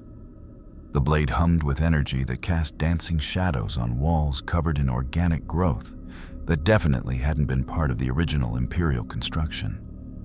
The corruption runs deep here. The fortress has been in Chaos hands for 6 months. That's enough time for the warp to bleed through. Chief moved with his MA-40 at low ready, motion trackers struggling against interference, but still functional enough to warn him of movement ahead. The Mechanicus had delivered on their promise. 300 rounds of fabricated ammunition that his rifle accepted, though Cortana warned the tolerances were slightly off. Good enough for combat, but not ideal for precision work. Above them, the fortress shook with the impact of artillery. The Ultramarine siege had begun right on schedule. Thousands of tons of ordnance hammering the main gates, while drop pods delivered shock troops directly into the outer walls. The plan was sound. Draw every defender to the siege while the infiltration team struck at the ritual chamber. Cortana, how's your interference? Manageable down here. Whatever psychic activity is happening, it's concentrated elsewhere. Probably the ritual chamber Vross mentioned. I'm keeping error correction routines running, but I should be able to maintain for the mission duration. A pause. Chief, I'm detecting architectural anomalies. These tunnels shouldn't connect the way they do. It's like the fortress layout is shifting. Vross heard that through Chief's external speakers. The warp doesn't respect Euclidean geometry. Chaos corruption rewrites physical space. Stay focused on the objective. Don't question what you see. Just accept it and move forward. They rounded a corner, and Chief's motion tracker went haywire. Contacts everywhere, moving in patterns that made no sense. He raised his rifle, finger on the trigger. "Hold," Vross commanded. "Don't fire. Those aren't enemies." Chief looked closer and felt his stomach turn. The walls were moving, not metaphorically, literally crawling with biomechanical constructs that might have been maintenance servitors once, but were now fused with chaos corruption. Eyes where there shouldn't be eyes. Mouths mumbling prayers in languages that hurt to hear. Limbs doing work that served no engineering purpose. "They're part of the fortress now," Vross explained, disgust evident in her voice. "Sacrificed to maintain the corruption. They're not hostile unless we interfere with their work. Keep moving." They navigated deeper, the tunnels gradually transitioning from utilitarian imperial construction to something that belonged in a fever dream. Walls curved impossibly. Gravity shifted in localized pockets. And everywhere, carved into every surface, the 8-pointed star of chaos, bleeding slowly like fresh wounds. Chief's tactical training screamed at him that this was wrong, that they should abort, that no mission was worth walking into this kind of nightmare. But he'd walked into the Flood's hive, had fought in High Charity's corrupted halls, had seen the Gravemine's biomass covering entire districts. This was worse in some ways, more insidious, more wrong on a fundamental level. But he could function. He would function. "Contact ahead," Cortana warned. 2 signatures, human-sized, but moving wrong. Chief and Vross pressed against the tunnel wall, pressed against organic growth that was disturbingly warm, and waited. 2 chaos cultists stumbled past, dragging a prisoner between them. The prisoner was a young man, maybe 20, wearing the torn remnants of Imperial Guard uniform. His eyes were wide with terror, and he was mumbling prayers to the Emperor between sobs. The cultists were arguing in corrupt Gothic, their voices wet and bubbling. Chief couldn't understand the words, but the intent was clear. This prisoner was destined for the ritual, another sacrifice to whatever the sorcerers were summoning. Chief's hand tightened on his rifle. The tactical situation was clear. Neutralize the cultists, save the prisoner, continue the mission. Standard combat rescue protocol. But Vross's hand on his shoulder stopped him. When Chief looked at her, she shook her head. No. Chief understood the logic immediately and hated it. Engaging the cultists would compromise their position, alert the fortress, doom the mission. One life against stopping a demon summoning that could kill thousands. The prisoner's eyes met Chief's for one terrible second. Recognition flashed. Someone was there, someone could help. And then the cultists dragged him around a corner and out of sight. His sobbing prayers echoed in the tunnel, growing fainter. "Keep moving," Vross whispered, already advancing. Chief followed, jaw clenched, telling himself this was the right call. The necessary call. But it felt like every compromise he'd been forced to make since arriving in this universe. Another piece of himself sacrificed to the 41st millennium's brutal pragmatism. "Chief," Cortana said quietly, "you couldn't have saved him, not without compromising everything. I know, but you wanted to." "Yeah." They reached a junction where 5 tunnels converged, and Chief's motion tracker finally stabilized enough to show clear readings. Multiple contacts above them, dozens, maybe hundreds. The main fortress levels, where the World Eaters were marshaling their defense against the Ultramarine siege. "We're directly beneath the ritual chamber," Vross said, consulting a data slate that showed architectural plans corrupted by warp interference. "There should be a maintenance shaft 50 meters ahead. We climb, breach the chamber floor, eliminate the sorcerers, and extract before the World Eaters can respond. That's optimistic, Chief observed. Vross smiled without humor. Welcome to Inquisitorial Operations. We specialize in optimistic suicide missions. She checked her weapons. Power sword, bolt pistol, and something she pulled from her coat that looked like a grenade, but hummed with psychic energy. Psych out grenade. Disrupts warp energies in a localized area. It'll hurt the sorcerers, but it'll also hurt me. I have minor psychic talent, enough to sense chaos corruption, not enough to fight demons. The grenade will feel like an ice pick through my skull. Will you be able to function? Long enough to complete the mission? She met his eyes. If I fall, you continue alone. Kill the sorcerers. Disrupt the ritual. That's the priority. Not me, not you. The mission. Understood? Chief had heard variations of that speech before. From Mendez during Spartan training. From Keyes before Halo. From himself to Marines he'd led into impossible situations. The mission, above all else. Complete the objective, even if it costs everything. Understood, he said.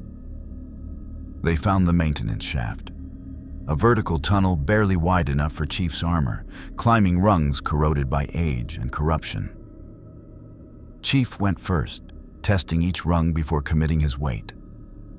Shield generators humming as they recharged from minimal power. Above, he could hear chanting. Not the screaming rage of Khorne worship, but something structured, ritualistic. The demon summoning was already underway. Cortana, time to breach? Based on the chanting rhythm and energy readings, I estimate 30 minutes until the ritual reaches critical phase. After that, whatever they're summoning breaks through. 30 minutes. Chief climbed faster. The maintenance shaft terminated in a sealed hatch, solid metal covered in warding symbols and brass locks. Chief examined it with a soldier's eye, designed to keep things in, not out. Sloppy security, but understandable.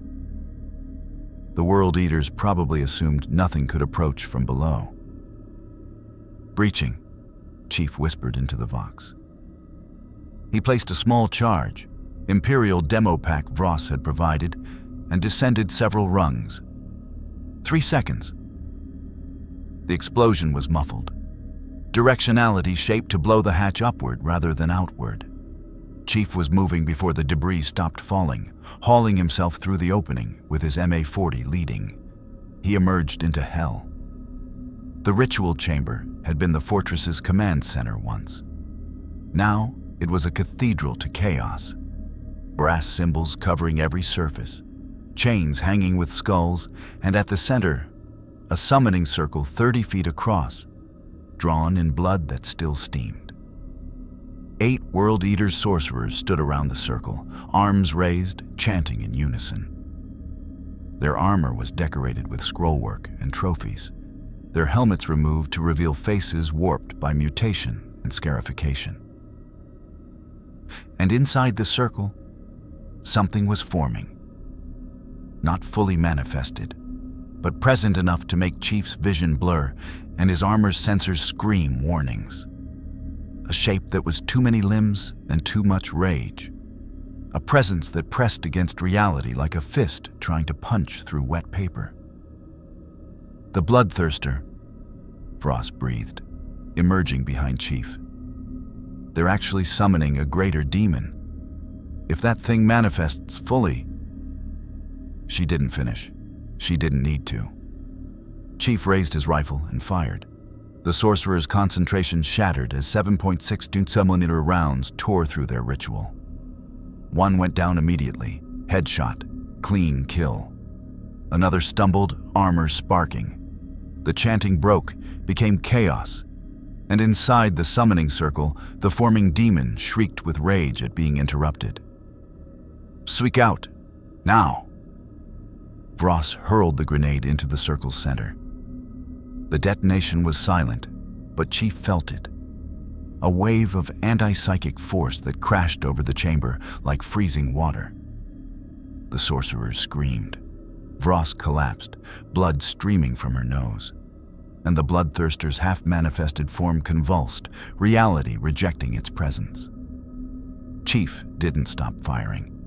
His MA-40 barked controlled bursts, targeting each sorcerer methodically. 1, 2, 3 down. The fourth raised a hand and bolt of warp energy lashed out, striking Chief's shields. They collapsed instantly, the energy bypassing conventional defenses, and Chief rolled aside as the deck plates where he'd been standing melted into slag.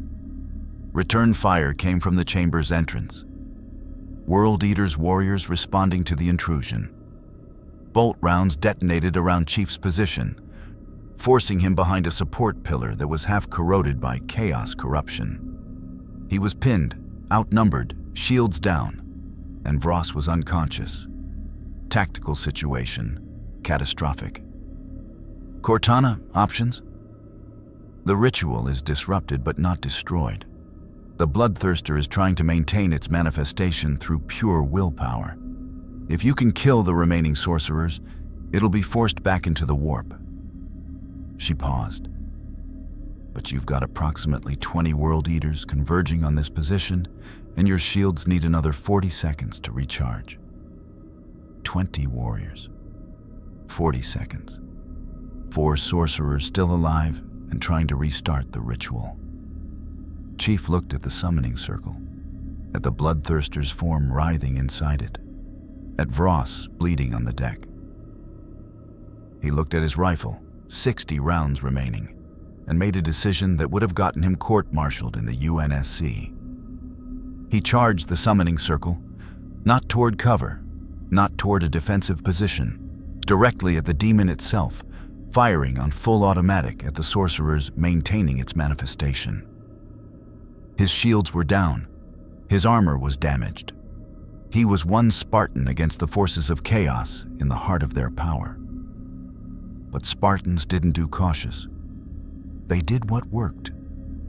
2 more sorcerers fell to his assault, their concentration broken, their bodies torn apart by sustained fire.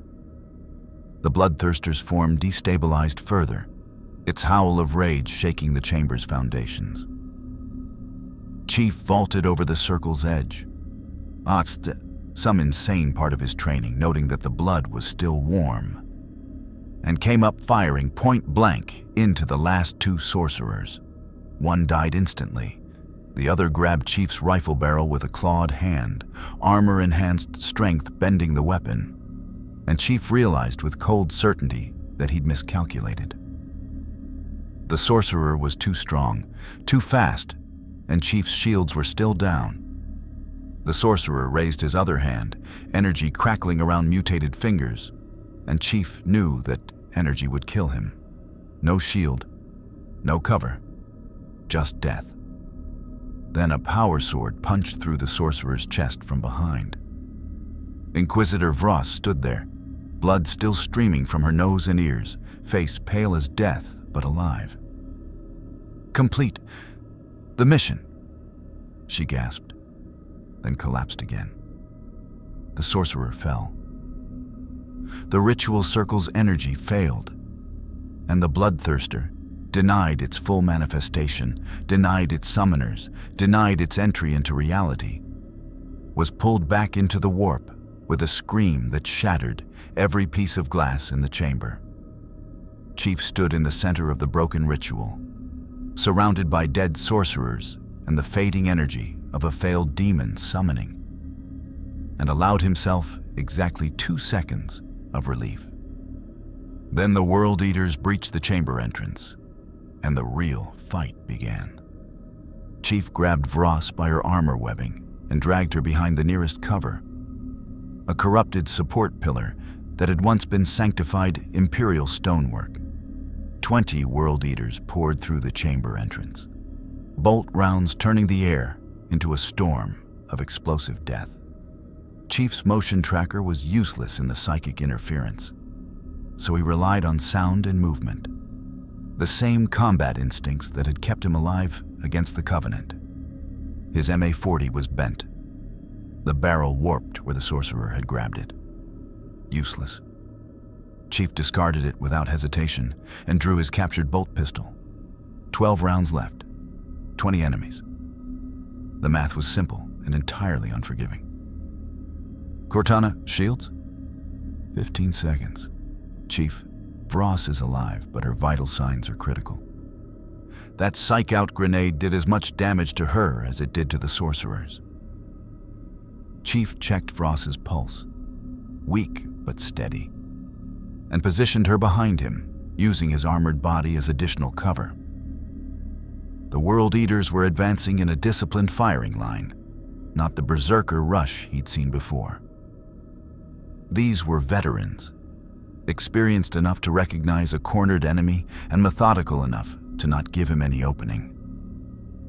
The chambers shook as another artillery barrage struck the fortress. The ultramarine siege was intensifying, but Chief had no way to contact them, no way to call for extraction. The Vox channels were flooded with corrupt static and screaming prayers to the blood god.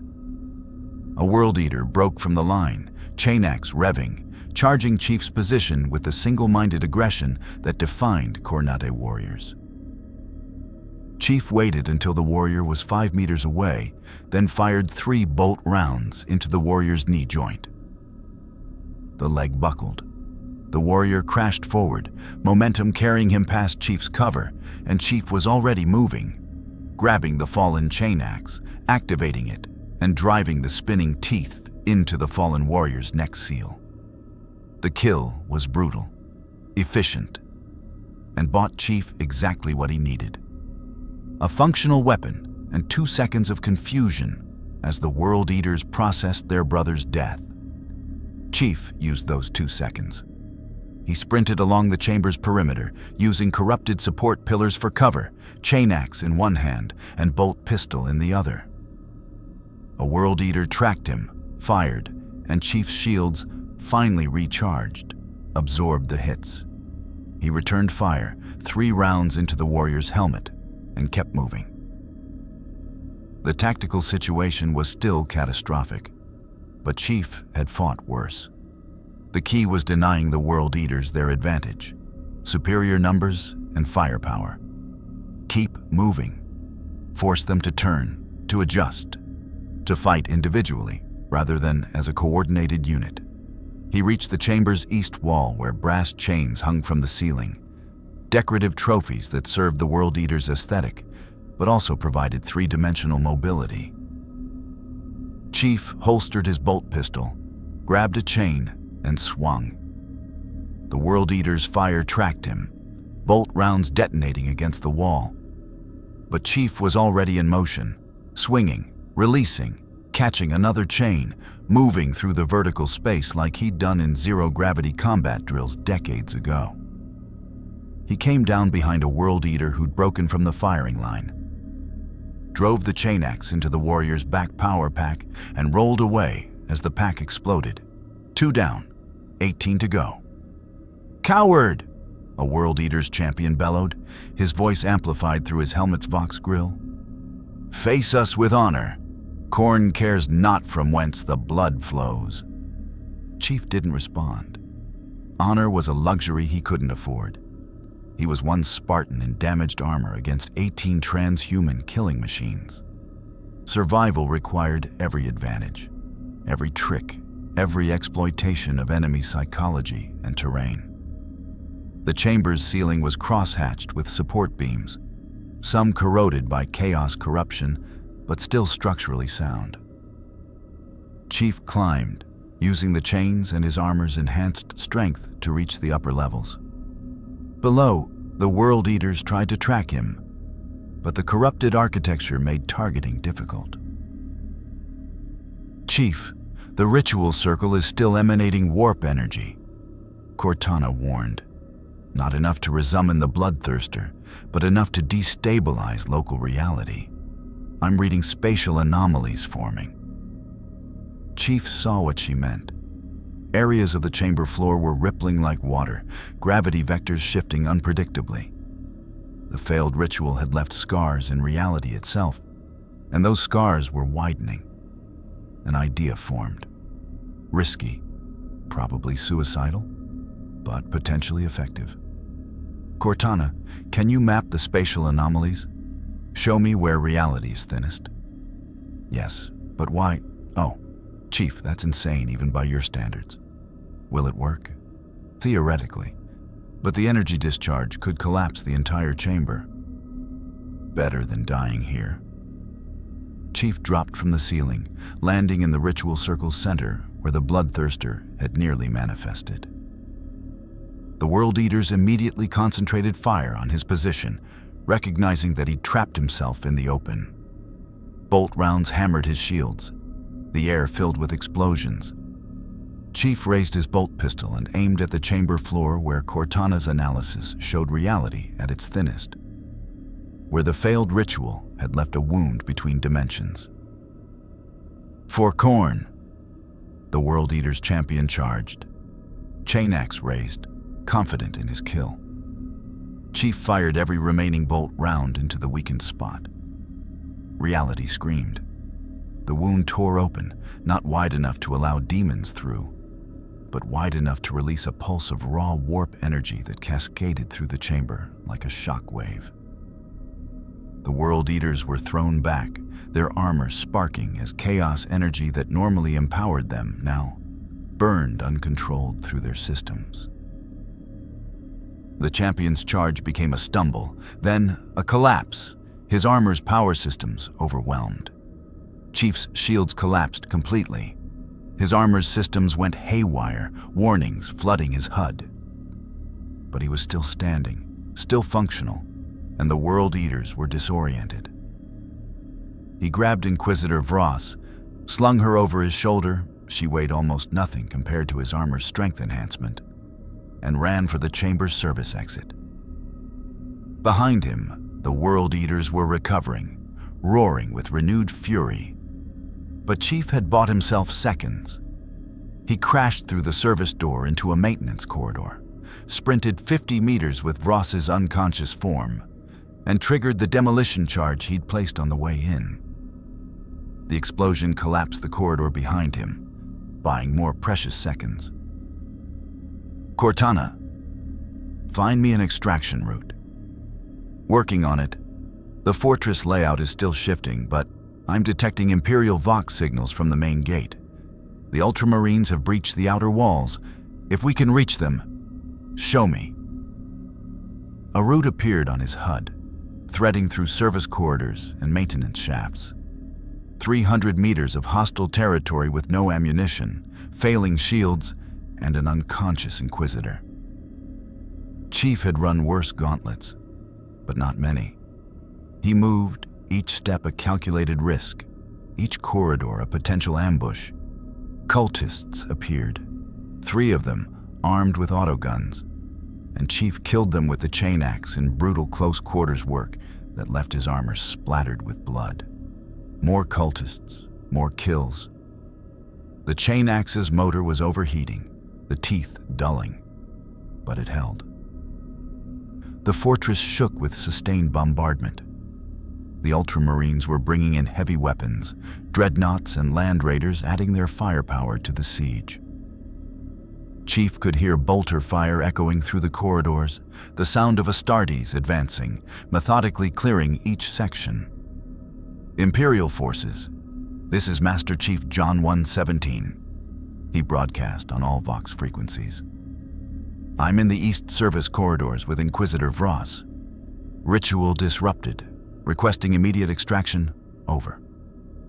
Static. Corrupt laughter.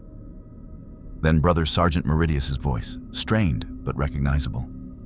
John 117, confirmed. We're locked in combat at Junction 7 Alpha. Hold position. We'll reach you. The Vox cut off in a burst of static. Chief kept moving. He didn't have the luxury of holding position. Behind him, he could hear the World Eaters pursuing, their rage overcoming tactical sense, driven by the need to spill blood for their god. He reached a junction and stopped cold. Blocking the corridor ahead, 5 World Eaters in full battle array, led by a warrior whose armor was so covered in skulls and trophies that the original ceramite was barely visible.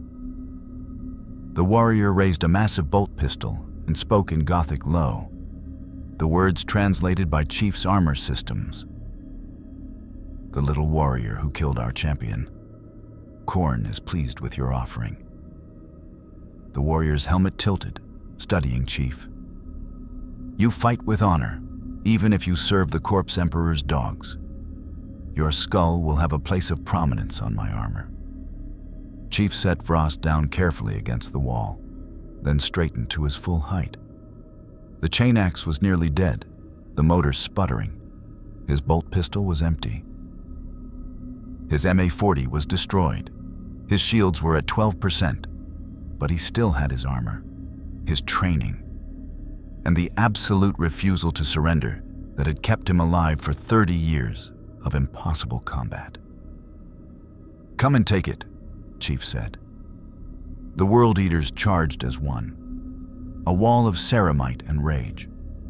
Chief met them head-on, using the chain axe to parry the first warrior's blow, then driving his armored fist into the warrior's helmet with enough force to crack the lenses. A chainsword came at him from the left. Chief caught the blade between the chain axe's teeth, twisted and wrenched the weapon from the warrior's grip. He was fighting on pure instinct now. Spartan-II combat protocols merged with years of battlefield experience. Parry, strike, exploit openings, use the enemy's strength against them. A World Eater grabbed him from behind, lifting him off his feet, and Chief drove his elbow backwards into the warrior's neck seal until something cracked. The warrior with the skull-covered armor, the warband leader, hadn't joined the melee. He watched with professional interest, assessing Chief's technique, waiting for the inevitable moment when exhaustion or injury would create an opening. Chief knew that moment was coming. His armor's power reserves were depleting, his shields were failing. The chain axe's motor finally died completely, the weapon becoming dead weight. He discarded it, grabbed a fallen warrior's bolt pistol, and managed 3 shots before it too ran dry. 3 World Eaters down, 2 still standing, plus the leader. "Impressive," the leader said, finally stepping forward. "But insufficient. Khorne demands your skull, and I will deliver it." The leader drew a chain axe that crackled with the same wrong energy Chief had seen on chaos weapons before. Blessed by dark gods, enhanced beyond normal capabilities. When it came down, Chief's armor would be insufficient protection. Chief prepared for what might be his last fight in the 41st millennium. The wall exploded. A dreadnought crashed through the corridor wall, its assault cannon already spinning up. The venerable war machine bore ultramarine colors and heraldry, its sarcophagus decorated with battle honors spanning centuries. And from its vox speakers came a voice like grinding thunder. "Vengeance for the fallen. The Emperor protects." The assault cannon roared. The World Eaters were caught in the open, and even their enhanced armor couldn't withstand sustained fire from a dreadnought's primary weapons. The leader managed 3 steps toward Chief before explosive shells tore through his chest plate and reduced him to shredded meat and broken ceramite. The corridor fell silent, except for the dreadnought's idling weapons and Chief's ragged breathing. "Stranger John 117, the dreadnought's occupant said, his voice surprisingly calm now that the combat was over. "Brother Sergeant Meridius reported your situation.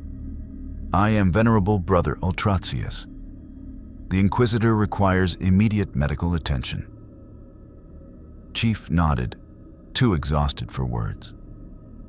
He retrieved Vross, her pulse still weak but steady, and followed the dreadnought through the breach it had created.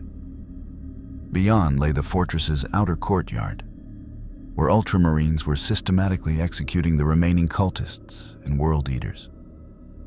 The siege was over. The ritual had failed. The fortress was falling, and Master Chief had survived another impossible fight. As apothecaries rushed to treat Vross, as the Ultramarines secured the site, as the fortress burned around them, Chief allowed himself to sink to his knees, armor systems barely functional, and closed his eyes for just a moment. "Chief," Cortana said softly, "we did it." "Yeah," he replied, "we did." But the victory felt hollow. He thought about the prisoner he'd left to die in the tunnels, about the civilian woman he'd saved only to doom her to refugee processing in a system that viewed mercy as weakness, about the brutal pragmatism required just to survive in this nightmare universe. He'd won the battle, but he was losing himself in the process, and that, more than any chaos corruption, terrified him. The Medicae bay aboard the Ultramarines' battle barge Gladius Invictus smelled like antiseptic and incense, a combination that Chief had learned was standard for Imperial medical facilities. He sat on an examination table while a tech marine named Hadrius conducted diagnostics on his MJOLNIR armor, muttering prayers to the machine god as he worked. 3 days had passed since the fortress assault. Inquisitor Vross remained in critical condition, the psych-out grenade having done catastrophic damage to her psychic pathways. The apothecaries gave her 60-40 odds of recovery, which by Imperial standards apparently qualified as optimistic. "Your armor's machine spirit is unusual," Hadrius said, his mechadendrites probing the shield generators with instruments that looked more like religious icons than diagnostic tools. "It resists communion, refuses to accept the Omnissiah's blessing." He looked up, bionic eye whirring as it focused on Chief. "Is this because of the abominable intelligence you harbor within it?" Chief tensed. "Cortana isn't abominable. She's a partner. An artificial intelligence that thinks, reasons, and possesses personality beyond its programming parameters." Hadrius's voice carried no accusation, only clinical assessment. "By Mechanicus doctrine, such entities are forbidden. They inevitably turn against their creators, as happened during the dark age of technology." He returned his attention to the armor. "However, Inquisitor Vross has classified your AI as strategic asset under Inquisitorial seal, which means I am obligated to assist in maintaining it, regardless of my theological objections." "Can you help her?" Chief asked. "She's deteriorating from warp exposure. The psychic interference is corrupting her matrix." Hadrius was silent for several moments, his mechadendrites continuing their work. Then, "There may be a solution. Psychic wards, the devices we Astartes use for warp protection, function through a combination of technology and faith. The prayers etched into their circuits create a localized barrier against warp incursion." He pulled a small device from his workbench. "I could integrate a similar ward into your armor's neural interface. It would provide your AI with protection against psychic phenomena." "At what cost?" Chief had learned to be suspicious of Imperial solutions. There was always a cost. The ward would need to be consecrated, blessed by a chaplain, made holy through ritual. Hadrius met Chief's gaze. "Your AI would effectively be protected by faith in the God Emperor. An irony, given that artificial intelligences are considered abominations by the very faith that would shield it." Chief processed this. Cortana, protected by prayers to a god neither of them believed in a universe where faith literally reshaped reality. The absurdity would have been funny if it wasn't so critical to her survival. "Do it," Chief said. "The procedure will take several hours, and you will need to explain to your AI what is happening. Some artificial intelligences react poorly to religious iconography being integrated into their systems. Cortana's adaptable. She'll understand." As Hadrius began the work, his mechadendrites moving with surprising delicacy, etching prayers onto circuit pathways while muttering Binharic cant. The Medicae bay doors cycled open. Brother Sergeant Meridius entered, his expression unreadable. Johns 117, you're needed in the Strategium. Immediate. Chief looked at Hadrius, who waved him away. Go. This work cannot be rushed, and your presence is unnecessary. I will summon you when the integration is complete. Chief followed Meridius through the battle barge's corridors. The ship was enormous, kilometers long, housing thousands of crew and hundreds of space marines. Every bulkhead featured religious murals. Every intersection had a shrine. It was a warship designed by people who believed their god actively watched over them. The fortress assault was successful, Meridius said as they walked. We killed 372 Chaos Marines, destroyed their ritual sites, and purged over 4,000 corrupted workers and cultists. He paused. You're directly responsible for disrupting the Bloodthirster summoning. If that demon had manifested, it would have slaughtered our entire strike force. Just doing my job. That's the problem. Meridius stopped, turning to face Chief. You treat this as a job, a mission to complete and move on from. But this isn't a war you can win and go home from. John 1:17. This is the 41st millennium. This is forever. There is no home to return to, no peace to achieve. Only endless war against enemies that cannot be reasoned with or defeated permanently. Chief met his gaze. There's always a way forward, always a next move. Is there? Meridius's expression was troubled. You saved one woman in a Hab district. Felt guilt about it for days. I could tell. But do you know what happened to her during refugee processing? Chief's stomach tightened. What happened? She was assigned to a labor gang on a different Forge world.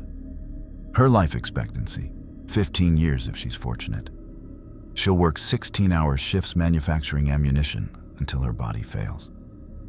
Then she'll be recycled into nutrient paste for the next generation of workers.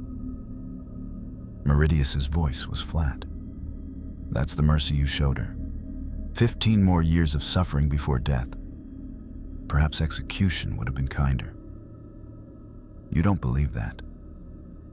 I don't know what I believe anymore. The admission seemed to cost Meridius something.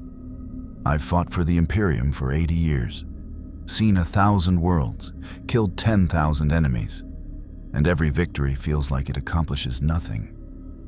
The Imperium is rotting from within, corruption in every level, incompetence masked as procedure, faith replacing reason. And yet, he looked away. And yet, it's all that stands between humanity and extinction. So we fight, we endure, we sacrifice everything, because the alternative is damnation. They reached the Strategium in silence. The command center was a cathedral to military planning. Hololithic displays showing fleet positions, tactical overlays of star systems, and at the center, a massive strategic map of the entire sector. And standing before that map, a figure that made even Brother Sergeant Meridius kneel. The warrior was massive, easily 9 feet tall, his armor a masterwork of blue ceramite and gold trim. The breastplate bore the symbol of an omega, and his face. Chief had seen that face in the statues throughout the battle barge. Strong features, tactical brilliance evident in every line, and eyes that held the weight of 10,000 years of warfare. Rise, Brother Sergeant, the warrior said, his voice resonant with authority. And you must be the anomaly, the stranger from beyond. He studied Chief with evident interest. I am Rabut Gilliman, Lord Commander of the Imperium, Primarch of the Ultramarines, and servant of the God Emperor of mankind. Chief had fought Covenant prophets, Forerunner constructs, and grave mines. But standing before this genetically engineered demigod, he felt the weight of presence that transcended mere physical power. This was what humanity had created in its desperate struggle for survival. A being that was barely human anymore, but still fought for humanity's future. Master Chief Petty Officer John 117, Chief replied, not kneeling. UNSC. Gilliman's expression flickered, surprise perhaps, at Chief's refusal to show deference. Then something that might have been approval. Inquisitor Vross's reports have been illuminating. A warrior from an unknown human civilization, armed with sophisticated technology, appearing on a demon-infested forge world and proceeding to disrupt multiple chaos operations. He gestured to the strategic map. Your actions have drawn attention, John 117. Not all of it favorable. The hololithic display shifted, showing Chief's image surrounded by Imperial assessments. Chief recognized inquisitorial seals, Mechanicus notations, and other symbols he didn't understand. Elements within the Adeptus Mechanicus want to dissect your armor and AI for study, Gilliman continued. The Inquisition is divided. Half believe you're a chaos infiltration, the other half consider you a potential asset. And my own Ultramarines are uncertain whether you're a brother in arms or a liability. He leaned forward. So, I will ask you directly. What do you want from the Imperium? Chief considered the question carefully. What did he want? To go home. But home might not exist anymore. To understand this universe, but every answer raised more questions. To survive. But survival at what cost? I want to fight threats that matter, Chief said finally. I'm a soldier. That's what I do. But I'm not a weapon you can point and fire.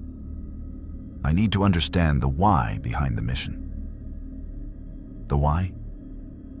Gilliman actually smiled, though it didn't reach his eyes. The why is simple. Humanity stands on the brink of extinction. We are besieged on all sides. Chaos from within, Xenos from without, and our own incompetence and corruption eating us from the inside. We fight because the alternative is the death of our species. He turned back to the strategic map. But I suspect you want something more specific than existential dread. I want to know if there's a way back to my universe, Chief said. If there's a way to reverse whatever brought me here. Ah. Gilliman's expression became grave. You want hope? How refreshing. He manipulated the hololithic controls, and the display shifted to show warp charts and dimensional analysis that Chief couldn't begin to parse. The truth is, I don't know. The warp is unpredictable. Dimensional rifts occur, but controlling them, engineering a return journey, would require knowledge we don't possess. Perhaps the Eldar might know. Perhaps the Necrons. But seeking their aid would be... He paused. Complicated.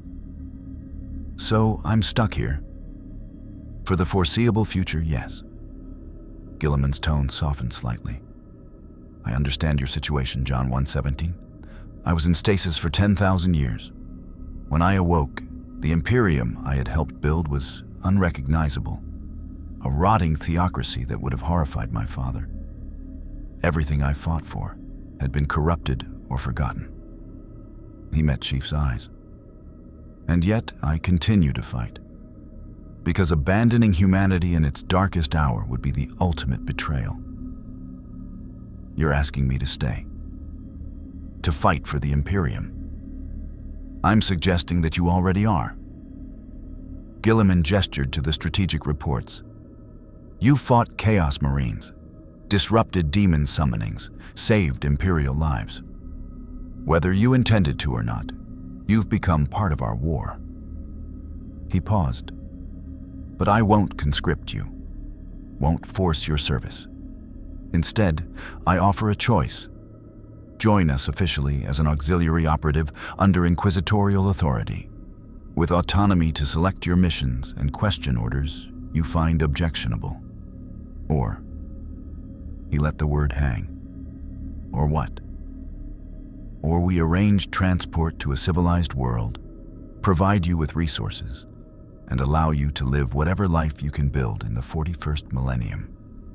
Guilliman's expression was unreadable. No obligation, no service. Just a soldier trying to find peace in a universe that has forgotten what peace means. Chief thought about the woman he'd saved, working herself to death on a forge world. Thought about the prisoner dragged to ritual sacrifice while he hid in the shadows. Thought about Cortana slowly fragmenting from warp exposure. Thought about Brother Sergeant Meridius's admission that every victory felt meaningless. He thought about what Captain Keyes had told him once. Soldiers don't retire, Chief. We just find new wars to fight. What's the next mission? Chief asked. Guilliman's smile was genuine this time. There's a chaos incursion in the Sharadan sector. Multiple warbands coordinating an assault on Imperial space. Intelligence suggests they're searching for something, an artifact from the dark age of technology that could tip the balance of power. He manipulated the display, showing fleet movements and threat assessments. I need someone who thinks differently than we do. Someone who isn't bound by the Codex Astartes or paralyzed by Imperial bureaucracy. Someone who can adapt, improvise, and accomplish impossible objectives. Sounds familiar, Chief said. I thought it might. Guilliman extended a hand, a gesture that seemed almost anachronistic coming from a transhuman demigod. Fight with us, John 1:17. Not because you serve the Emperor, but because you serve humanity. Help us survive long enough to find you a way home. Chief looked at that offered hand, thought about everything he'd seen and done in the 41st millennium, and made his choice. He clasped Guilliman's hand. I'm in, but I want regular updates on Inquisitor Vross's condition, and I want guarantees about Cortana's safety. Agreed. Guilliman released his hand. Welcome to the Imperium service, Master Chief. Try not to let it destroy what makes you human. As Chief left the Strategium, following Meridius back toward the Medicae Bay, he felt the weight of his decision settle onto his shoulders. He'd committed to fighting for a civilization that represented everything he'd been trained to oppose. Theocratic, brutal, willing to sacrifice billions for cold pragmatism. But he'd also seen what they fought against. The World Eaters, the demons, the corruption that turned humans into monsters. And he understood, in a way he hadn't when he first arrived, why the Imperium was what it was. Sometimes, survival required compromises, required becoming something harder, colder, more ruthless than you wanted to be.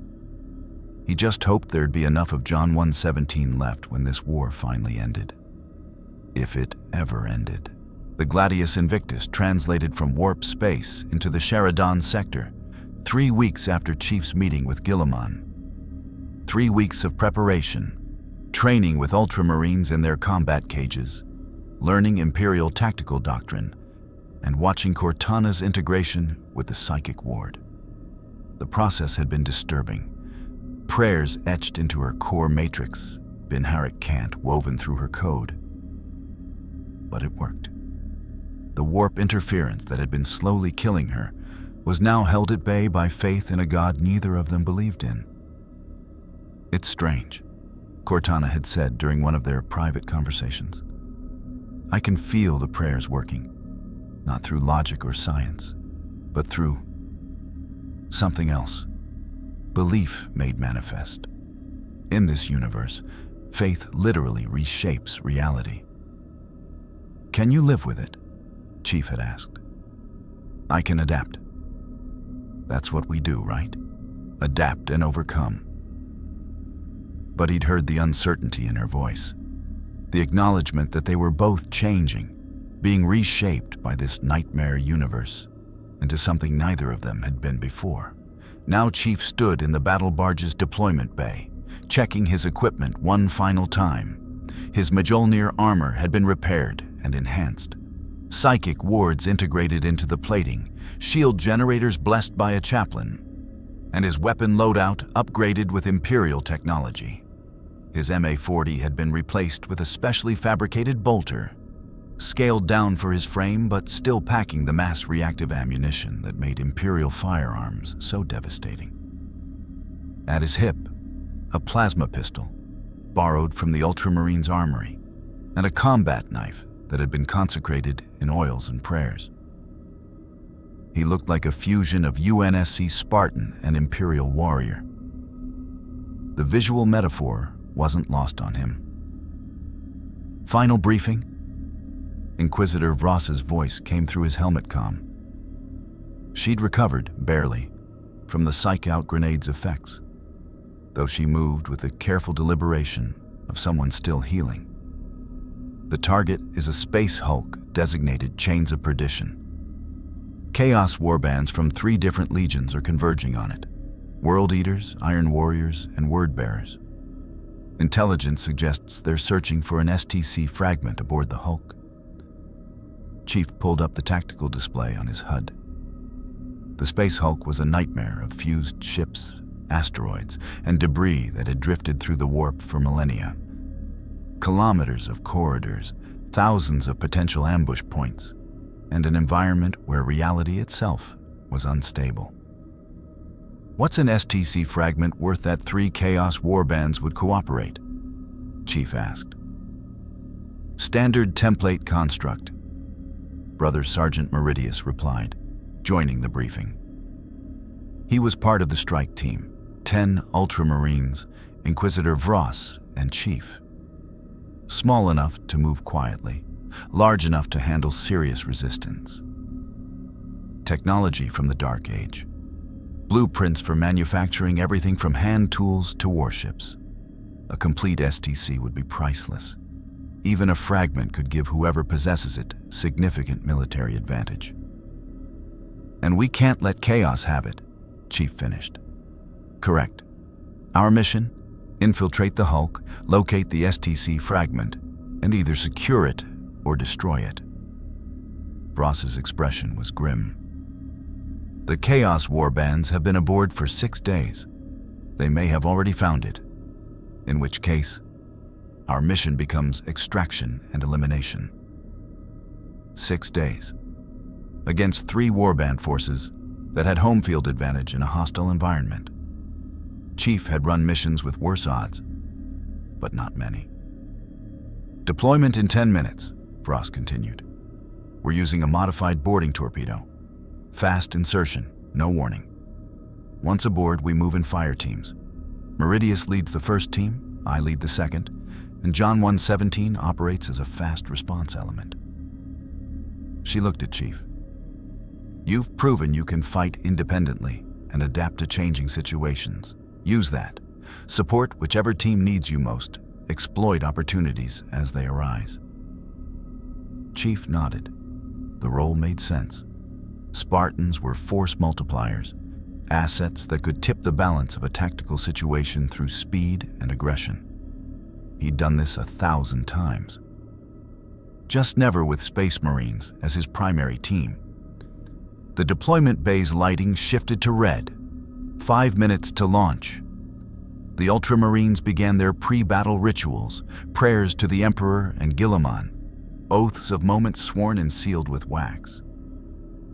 It was strange watching warriors who were essentially living weapons engage in what looked like religious ceremony before combat. But Chief had learned. In the 41st millennium, those prayers mattered. Faith powered their weapons, strengthened their resolve, and maybe, just maybe, provided actual protection against the warp's corruption. Chief, Cortana said quietly, I'm detecting unusual warp signatures near the Hulk. More active than standard Space Hulk readings. Something aboard that ship is radiating psychic energy. The STC fragment? Possibly, or something worse. Be careful. The boarding torpedo was cramped, designed for Astartes, barely accommodating Chief's smaller frame alongside the Ultramarines. The interior was all function. Crash webbing, weapon racks, and a single viewport showing their target growing larger as they accelerated toward it. 60 seconds to impact. The pilot voxed. Emperor protects. Chief checked his bolter one final time, felt the unfamiliar weight of Imperial ammunition and blessed components. The weapon felt wrong compared to his MA-40. Heavier, more brutal, designed to kill enemies that took inhuman punishment before dying. But he'd adapt. He always adapted. 30 seconds. The Ultramarines' prayers intensified, their voices merging into a unified chant. Chief didn't join them, but he understood the purpose. Building group cohesion, strengthening resolve, preparing minds for the horror they were about to face. 10 seconds. Brace for impact. The boarding torpedo struck the Space Hulk's hull with enough force to liquefy an unaugmented human. Chief's armor absorbed the impact, dampeners working overtime, and then the assault ramp was blowing open and they were moving. The interior of the Chains of Perdition was exactly as nightmarish as Chief had expected. Corridors that shifted from Imperial design to Xenos architecture to something that looked organic. Lighting that came from no identifiable source, casting shadows that moved independently of any physical object. And the smell, even through his armor's filters, Chief could detect wrongness, decay that was both physical and spiritual. 2 teams, move, Meridius commanded. His squad went left, advancing with textbook precision. Vross's team went right, and Chief moved forward, down a corridor that his motion tracker flagged as empty, but his instinct screamed was anything but. Contact, Cortana warned. Multiple signatures, bearing 045, 80 meters. Chief reached an intersection and dropped to one knee. Bolter raised. Through his scope, he saw them. Word bearers in crimson armor, decorated with scrollwork and demon faces. 5 of them, dragging some kind of container toward the Hulk's interior. They hadn't seen him yet. Opportunity for ambush. Chief's finger rested on the trigger, calculating firing solutions, when his tactical computer flagged something else. Another signature, approaching the word bearers from a different angle. Iron warriors in hazard-striped armor, weapons raised, clearly intending to ambush the ambush. 3-way engagement developing. Chief voxed to both teams. Word bearers have the container, possibly the STC. Iron warriors moving to intercept. I can hit both groups from my position. Do it, Vross commanded. We're encountering resistance on our route. Eliminate both groups, if possible. Chief waited until the Iron Warriors engaged, bolt rounds and plasma fire lighting up the corridor, then opened fire himself. His shots were precise, calculated, targeting the word bearers who were now caught between 2 enemies. One went down with rounds through his helmet. Another stumbled as Chief's shots compromised his leg actuators. The Iron Warriors realized they had a 3rd combatant and split their fire. Chief was already moving, using the corridor's architectural chaos for cover, advancing while firing. His shields took hits, energy weapons from the Iron Warriors that hit harder than standard bolt rounds, but held. "Coward!" an Iron Warriors champion bellowed. "Face us directly!" Chief triggered a frag grenade, Imperial pattern, heavier than UNSC standard, and sent it rolling into the Iron Warriors' position. The explosion caught 2 of them, and Chief used the confusion to close distance with the word-bearers. One of the crimson-armored warriors was trying to drag the container to safety. Chief shot out his knee joint, then put 3 rounds through his back armor when he fell.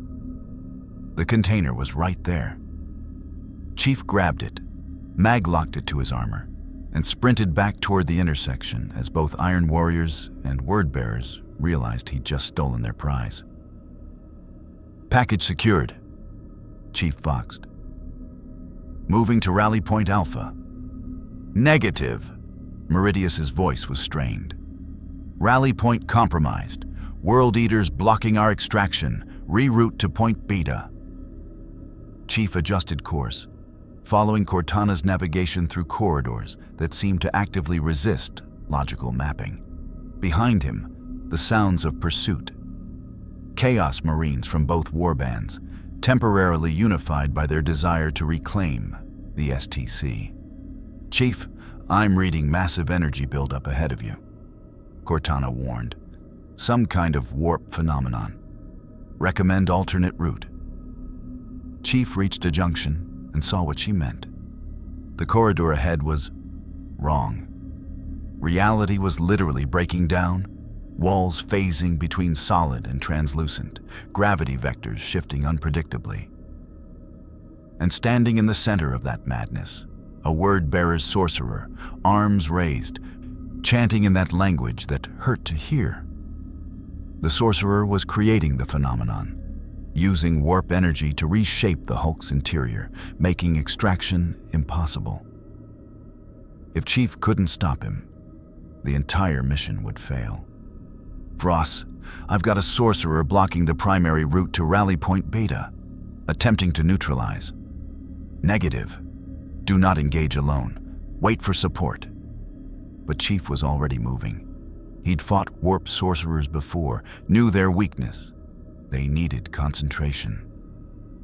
Interrupt that. Interrupt the ritual. He fired on full automatic, walking bolter rounds toward the sorcerer's position. The Chaos Marines' protective wards absorbed the first rounds, energy flaring around him like shields. But Chief kept firing, kept the pressure constant, forcing the sorcerer to divert attention from his ritual to defense. The warp phenomenon flickered, destabilized. The sorcerer snarled and redirected energy toward Chief, psychic attack, the same invisible pressure he'd felt before. But now, with Cortana protected by the psychic ward, she could interface more effectively. "Flooding your neural pathways with counter-signals," Cortana said, "should buy you..." Chief felt the psychic pressure break, like glass shattering. The sorcerer's concentration faltered completely, and Chief didn't waste the opening. He charged, closing the distance, and at point-blank range triggered the plasma pistol. The superheated projectile punched through the sorcerer's wards and armor, vaporizing his chest cavity. The word-bearer collapsed, his ritual collapsing with him, and the corridor's reality stabilized. "Target neutralized. Route clear." "Acknowledged," Meridius voxed. "Converging on your position. Inquisitor Vross's team has secured the extraction point." Chief ran, the STC container mag-locked to his back, pursued by Chaos Marines who wanted his head and the technology he carried. He reached the extraction point, a breach in the Hulk's hull where a Thunderhawk waited, engines hot, and found Vross's team holding a defensive perimeter. "Get aboard," Vross shouted, her power sword carving through a World Eater who'd gotten too close. Chief dove through the Thunderhawk's assault ramp as Meridius's team arrived, the Ultramarines laying down covering fire. The last Marine aboard, the ramp sealed, and the Thunderhawk lifted off even as bolt rounds hammered its armor. Inside, Chief finally allowed himself to breathe. Around him, the Ultramarines were checking their equipment, treating minor wounds, and offering prayers of thanks to the Emperor. The mission had been successful. The STC fragment was secured. Casualties, minimal. By 41st millennium standards, it had been a perfect operation. Chief unhooked the container from his armor and handed it to Vross. She examined it with evident satisfaction. Well done, all of you. This technology will be invaluable to the Imperium's war effort. She looked at Chief. And you, John 117, have once again proven your worth. Primarch Guilliman chose well. Just doing what needed to be done, Chief replied. But as the Thunderhawk carried them back to the Gladius Invictus, Chief looked out the viewport at the Space Hulk receding behind them. He thought about the Chaos Marines they'd killed, the sorcerer he'd executed, the technology they'd seized. Another mission complete. Another small victory in an endless war. And he realized something that both terrified and steadied him. He was adapting. Learning to fight like they fought. Learning to think like they thought. The Imperium's brutal pragmatism was becoming his own, and he wasn't sure if that was survival or surrender. Cortana, he said quietly.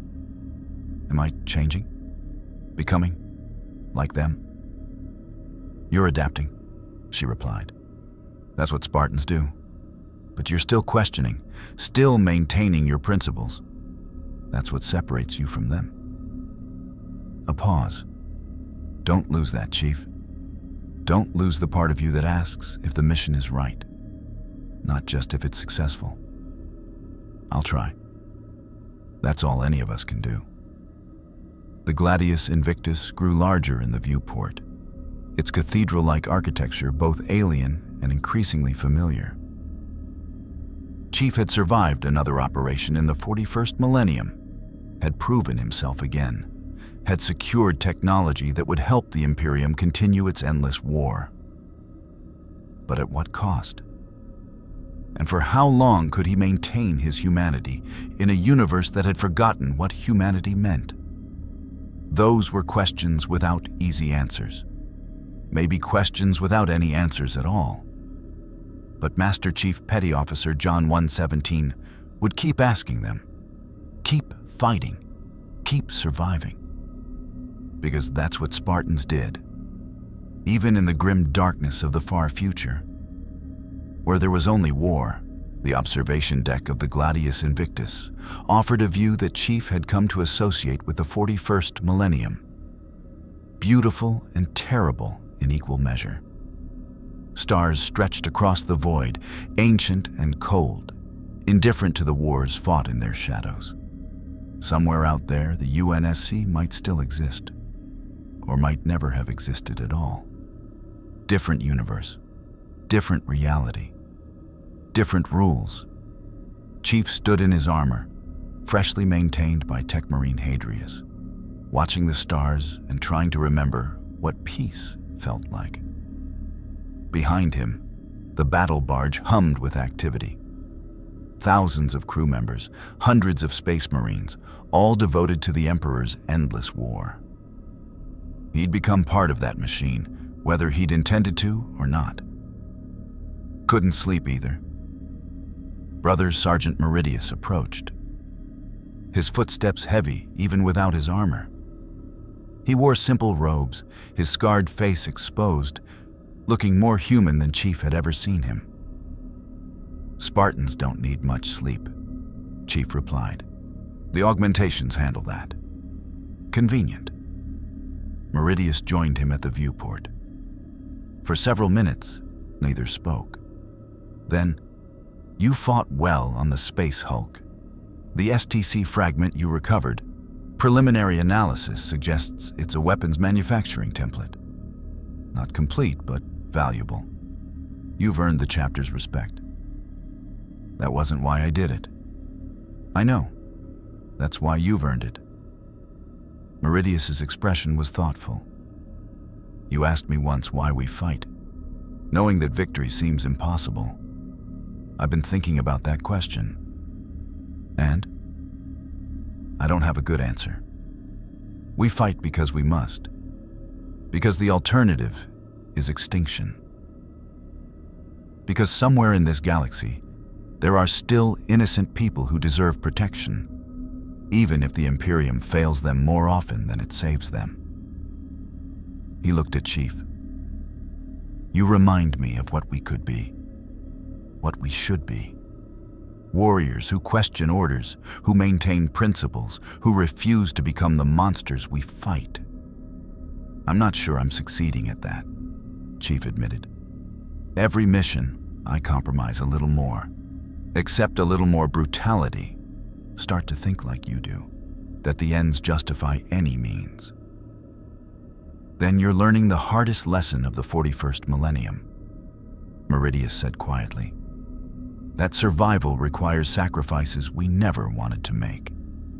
That maintaining humanity might be incompatible with protecting humanity. He turned to face Chief fully. But here's what matters. You're still asking the question. Still wondering if there's a better way. Most of us stopped asking centuries ago. The observation deck's hatch cycled open, admitting Inquisitor Vross. She'd recovered significantly, though Chief noticed she moved with a slight limp. Permanent damage from the psych-out grenade. She carried a data slate, her expression unreadable. Master Chief, Brother Sergeant, I've received communication from Primarch Guilliman. She activated the data slate, showing orders and deployment schedules. Your performance has attracted attention at the highest levels. The Lord Commander is assembling a specialized task force, operatives who can handle missions that require unconventional approaches. He's requesting your permanent assignment to this unit. Chief studied the orders. The task force would operate independently, answering only to Guilliman and select Inquisitors. Missions against high-value Chaos targets, Xenos threats, and internal Imperial corruption. Dangerous work. Exactly the kind of impossible operations that Spartans specialized in.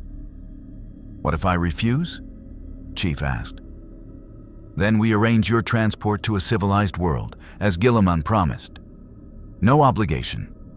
No coercion. Vross met his eyes. But I think you know you won't refuse. Because despite everything you've seen, despite all the compromises and brutality, you've recognized something. The Imperium is humanity's last defense against forces that would extinguish our species.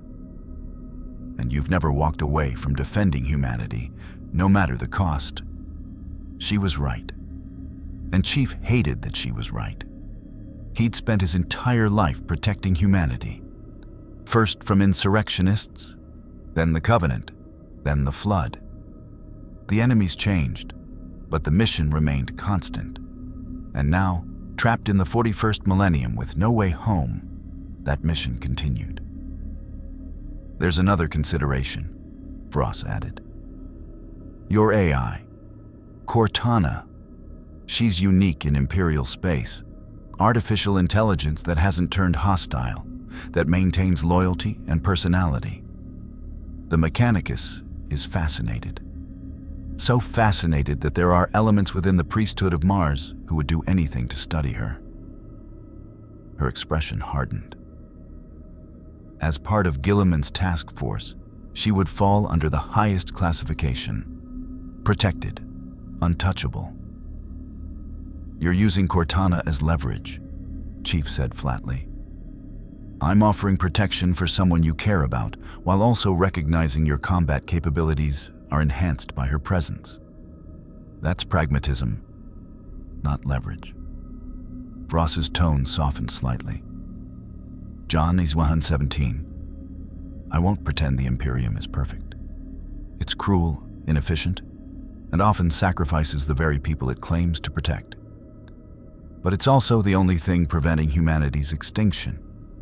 And sometimes, maintaining an imperfect system is better than letting everything collapse into chaos. Chief thought about the woman he'd saved in the Hab district, working herself to death on a forge world. Thought about the prisoner dragged to ritual sacrifice.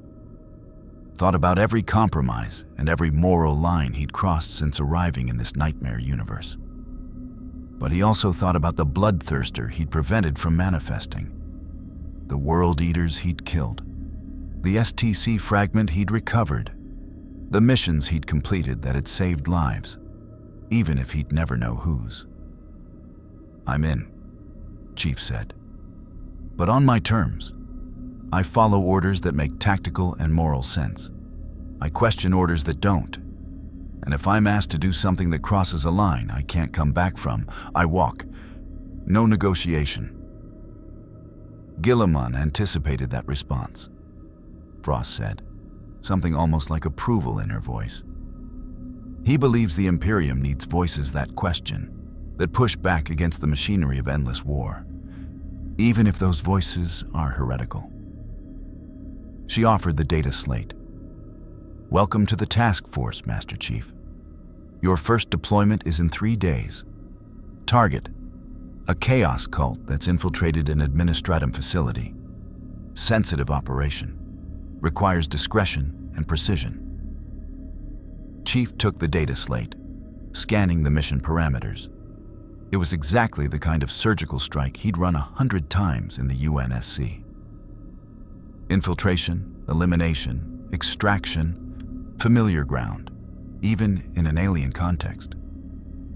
"I'll review the briefing and prep my equipment," Chief said. As Vross left, Meridius remained behind. "For what it's worth," he said. "I'm glad you're staying. The Imperium needs people like you. People who remember what we're supposed to be fighting for, not just what we're fighting against." "And what are we fighting for?" Chief asked. Meridius gestured to the viewport, to the stars beyond. "The hope that somewhere in this galaxy, humanity can survive long enough to remember what peace feels like. The belief that all this sacrifice and suffering serves a purpose beyond just perpetuating more war." He looked at Chief. "Maybe you'll help us remember that. Maybe that's why you're really here, not an accident, but something necessary." "I don't believe in fate," Chief said. "Neither did I. But I've fought in the 41st millennium for 80 years. And I've learned that sometimes the galaxy provides exactly what we need, exactly when we need it." Meridius clasped Chief's shoulder, a gesture of respect between warriors. "Fight well, Master Chief, and don't let this universe turn you into something you're not." As Meridius left, Chief stood alone on the observation deck, surrounded by stars and silence. Cortana's voice came through his neural link, private and thoughtful. "So, we're really doing this? Committing to fight for the Imperium indefinitely?" "Looks like it," Chief replied. "You okay with that?" "As long as we're together, I can adapt.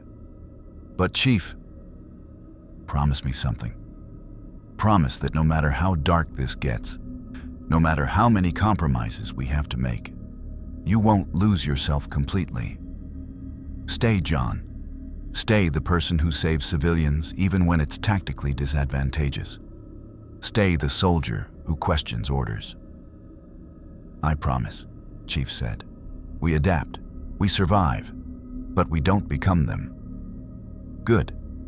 Because the 41st millennium has enough monsters. It needs a few heroes too." Chief smiled beneath his helmet. Heroes. The concept seemed almost quaint in a universe this brutal. But maybe that's exactly what made it important. Maybe maintaining humanity, real humanity, not just the biological definition, was the ultimate act of defiance against the grimdark future. 3 days until the next mission. 3 days to prepare, to train, to steel himself for whatever horrors the Imperium's task force would throw at him. He'd fought the Covenant for 30 years, fought the Flood, fought extinction-level threats with nothing but his armor, his weapons, and his refusal to surrender. The 41st millennium was just another war. Longer, darker, more hopeless. But still a war, and wars could be won through determination, skill, and the absolute refusal to accept defeat. Master Chief Petty Officer John 117 had survived impossible battles before. He'd face impossible battles again. And somewhere, somehow, he'd find a way to make a difference, even in a universe where difference seemed impossible. Because that's what Spartans did. They fought. They adapted. They never gave up. Even in the grim darkness of the far future, where there was only war, one Spartan would keep fighting for something better.